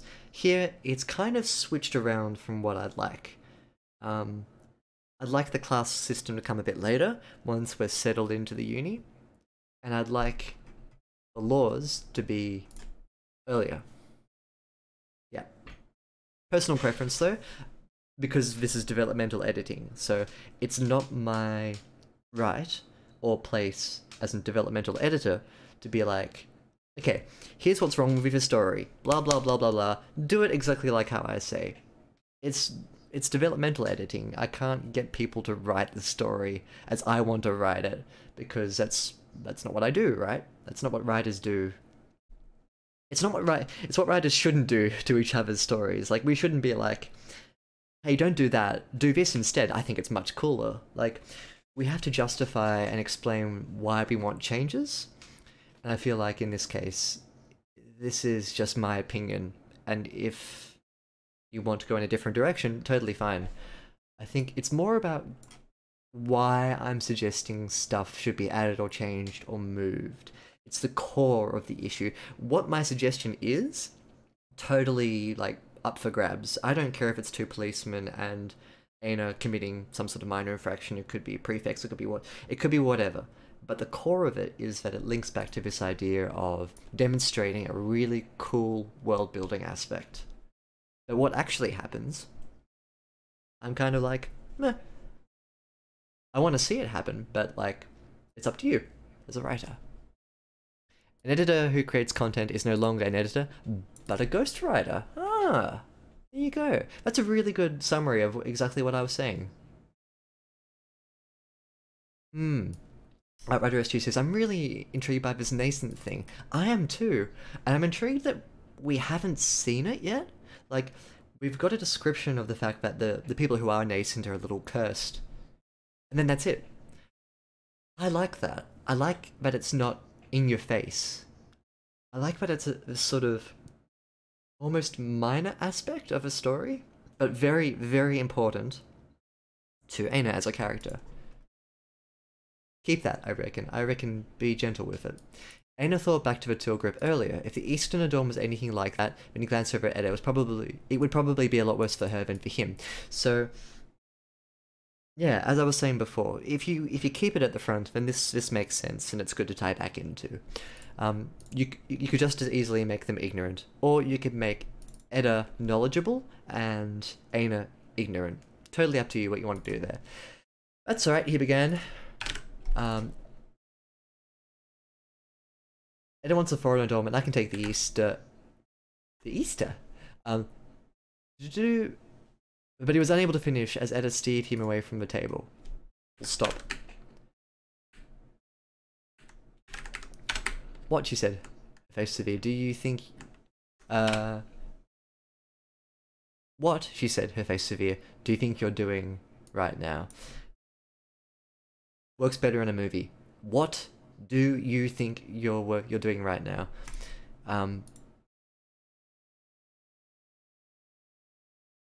I'd front end it. This is a slight personal preference, but what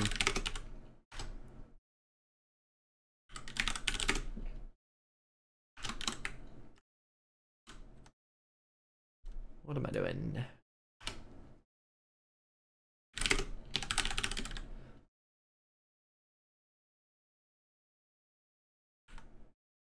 This, I think, is a bit smoother.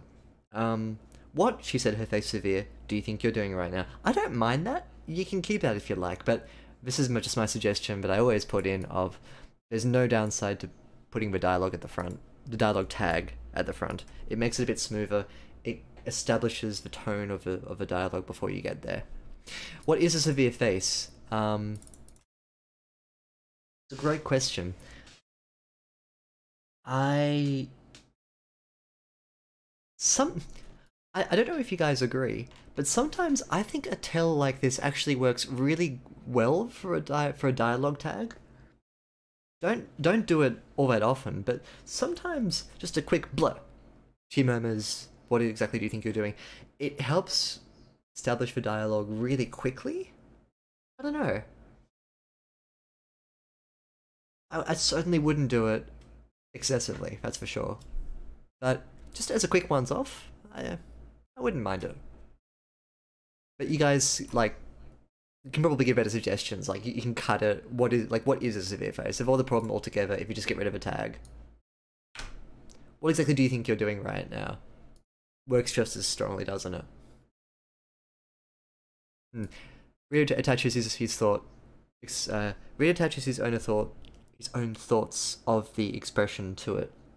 I think that's what I was kind of going for. For Shavine, you could pick either. You can keep the face of she murmurs, or you can get rid of it entirely and just have a dialogue.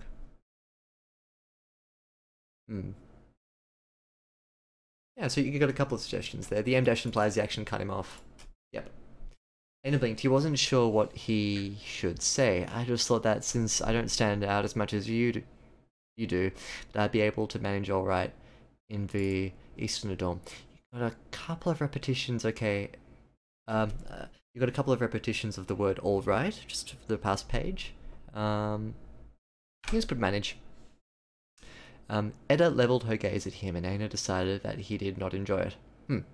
Her eyes seemed to be a light blue, but there was a darkness beneath that made him feel as if he would drown in it with one misstep. So you were trying to do me a favor?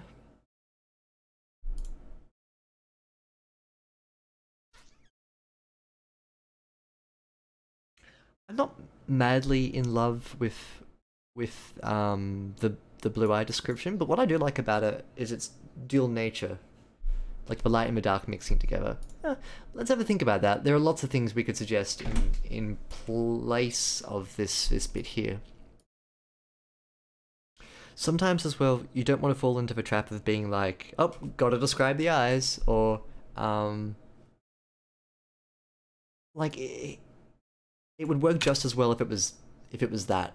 I'm not saying get rid of it, but I'm saying that this section here works a bit cleaner if it's shorter, perhaps. Maybe you can think of another location where you can drop in the eye description, or get rid of it entirely.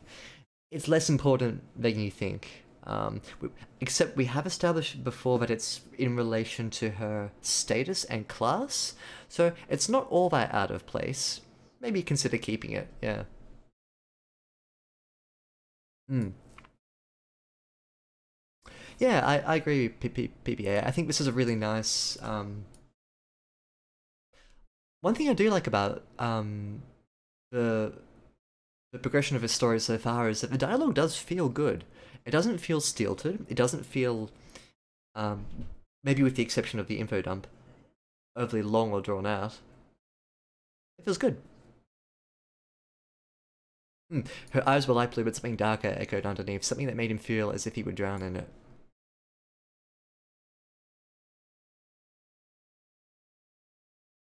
Good suggestion, Outrider, because of the repetition of something. I like that. I think it's...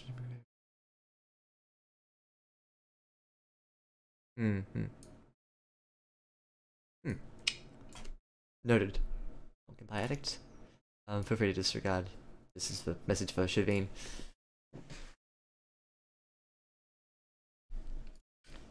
Yes, Aina began to say until he read his expression on no. It was the nice thing to do. Mm.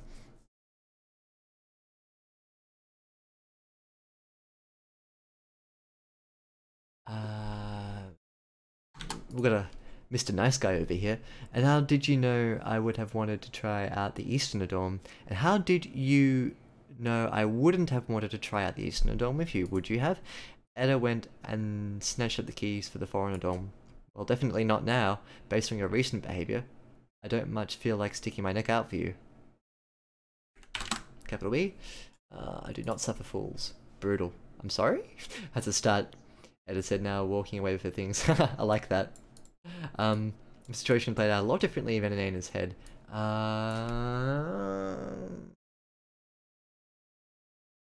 Fair?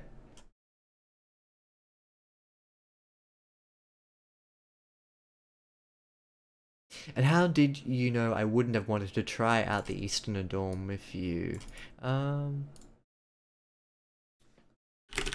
try out. Maybe it has a bit too much familiarity.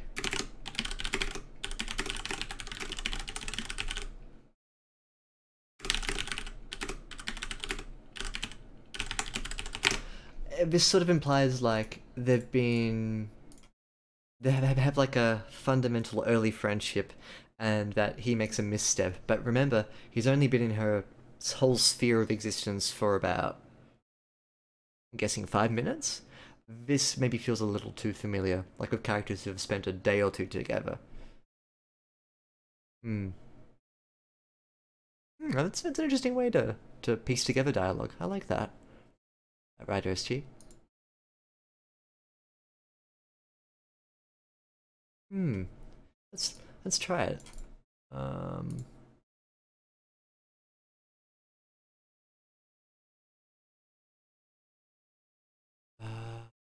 Any of us to remove?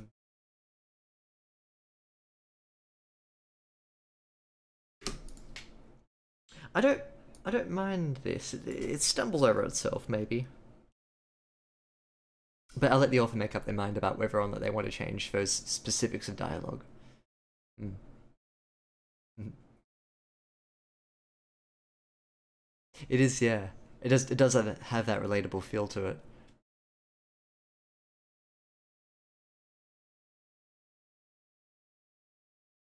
In the comment, nice thing to do. I was just. And how did you know? Hmm.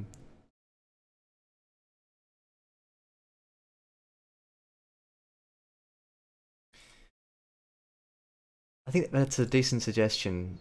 And how did you know? Would you have?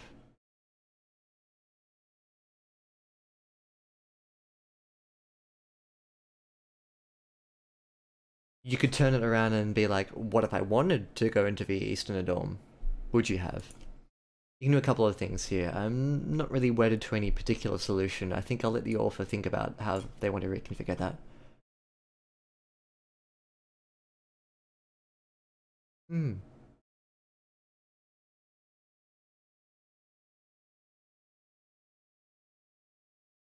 That's an interesting style of dialogue writing. This is in terms of what Shavine was just typing. You can run into the pitfall there of making it a bit too expository. But it's interesting. Never thought to do it that way. If it works, it works.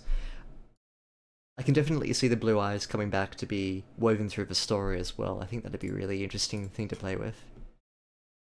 I'll do a tiny bit more, and then I think I might call it end of stream fairly soon. And just load for a second. Don't worry, Anna, I'm sure you had good intentions. I am upset, but if I stayed away from every guy that acted like an idiot around me, I would never have left the womb. So consider this a partial penance. If only so you know that I am not to be crossed. Once you can tell me why your behaviour was unacceptable, we'll be squared away. With that, she headed away, while Aina stood dumbfounded. After a moment, Aina realised Zhu was still at the table, waiting to hand him his key. You know why I upset her by any chance? Haven't a clue, but I think you will be fine. She smiled again. You haven't patched things up in a week. Come and see me at the FSS building and we can talk about it. Don't know what to think about that. The sun had just started to set by the time Aina reached the Eastern Dorm. I had a question actually. What time of day were we dealing with from the beginning? I assumed morning. Just keep your finger on the pulse of how much time is taking place, or how much time has elapsed.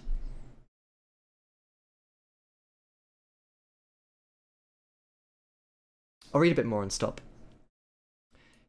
It was one of the brick buildings, long and thin, and about 4 stories tall. A sign out the front read, Constance Tower. A bit short for a tower, Aina thought, making his way to a pair of large iron doors that seemed at odds with the rest of the building. The doors had probably been contributed by the Basin of Resolve, capital R, keep it consistent.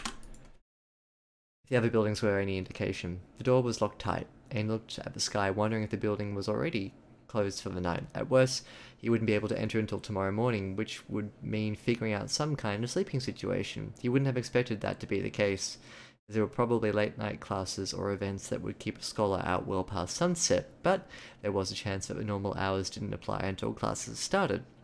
Aina decided to see if his scholar's handbook had anything in it about the dorms. Even Zhu probably hadn't expected him to look through it quite so soon. There was a section of the dorms, but it was mostly about the unique amenities of each. Eastern dorm was the only one with a dedicated library. After a few more minutes, Aina found it. The information he needed had been on the front page of the foreign scholar section. He grabbed his newly acquired stole and touched it to the door. Specifically, his gate pass. He heard the pass make a pleasing noise and the doors swung open. Aina had to move out of the way to avoid being hit in the face. A chuckle came from behind the doors. Wow, wow, wow, wow, wow, wow. It's Waluigi.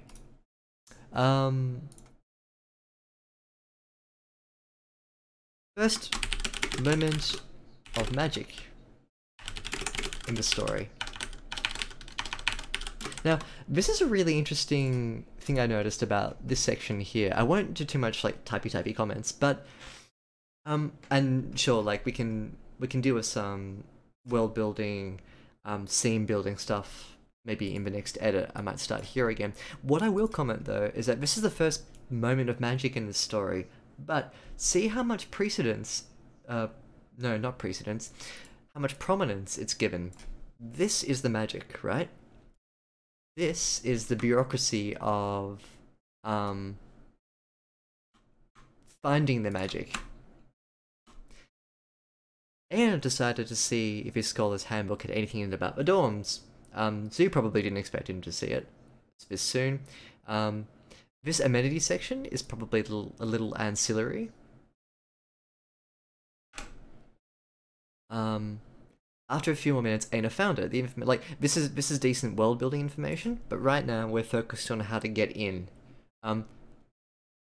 He should probably try with his key, right?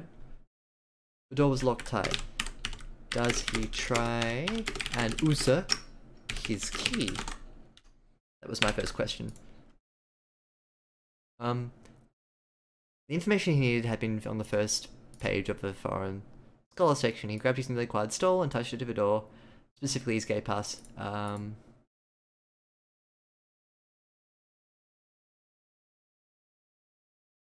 Okay, yep.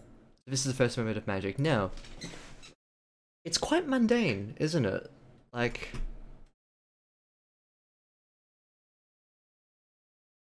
oh, was there like a started to, begin to? Yeah, totally agree with Outrider. I don't recall where that happens in this story though.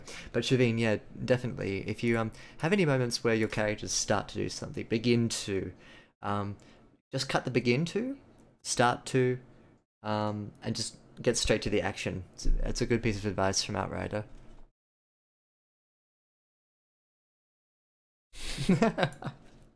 Gee, I wonder, yeah.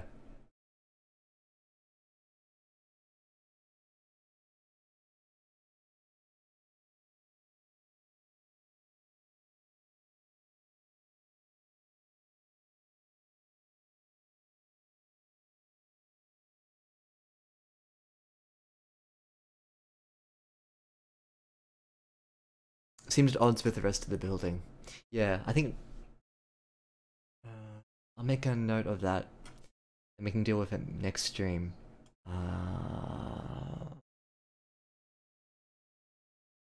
Building.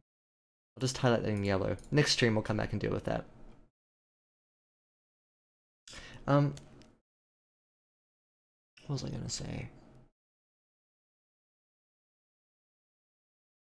The prominence that's given to the magic here is quite short, and it's very condensed, and not all that magical. It's a very mundane piece of magic, which is totally fine. If that's the kind of vibe that you want to give to the world.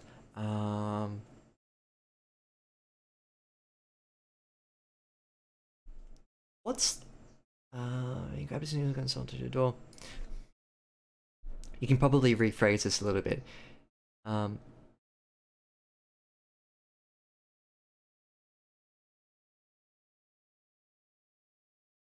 Stole and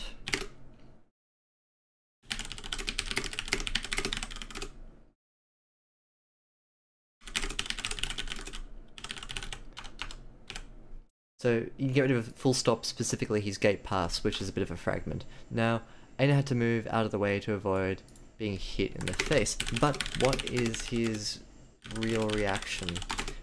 Relief at the door opening? Or... holy shit.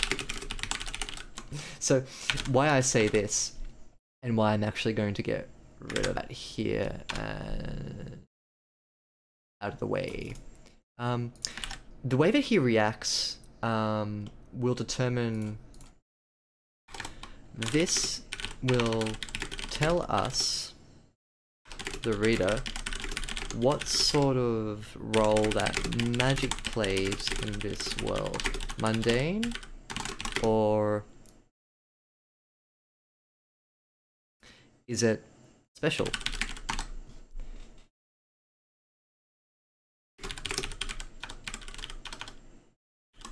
So,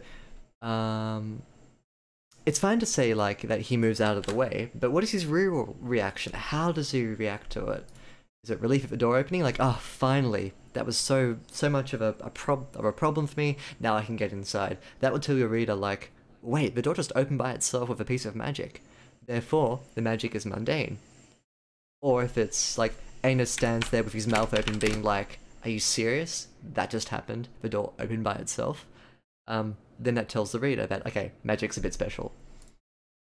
Super important because directly after the magic enters, we need to know how to react to it.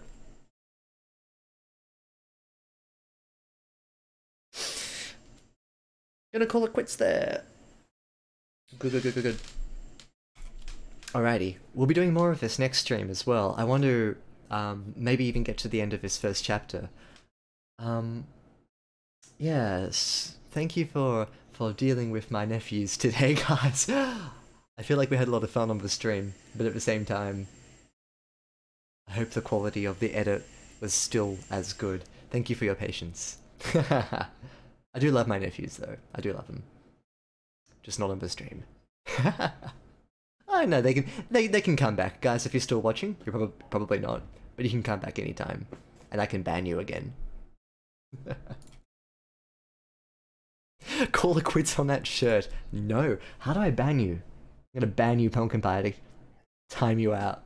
Nah, just kidding. I wouldn't do that.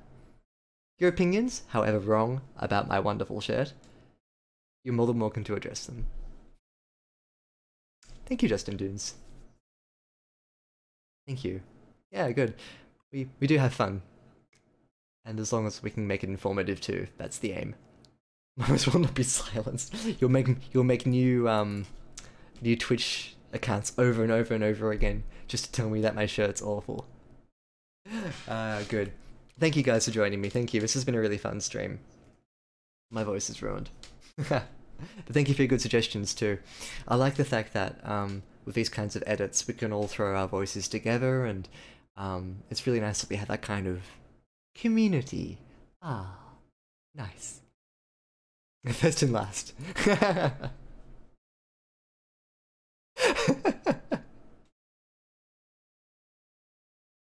Very good. Okay, we'll catch you guys later. Have a good weekend.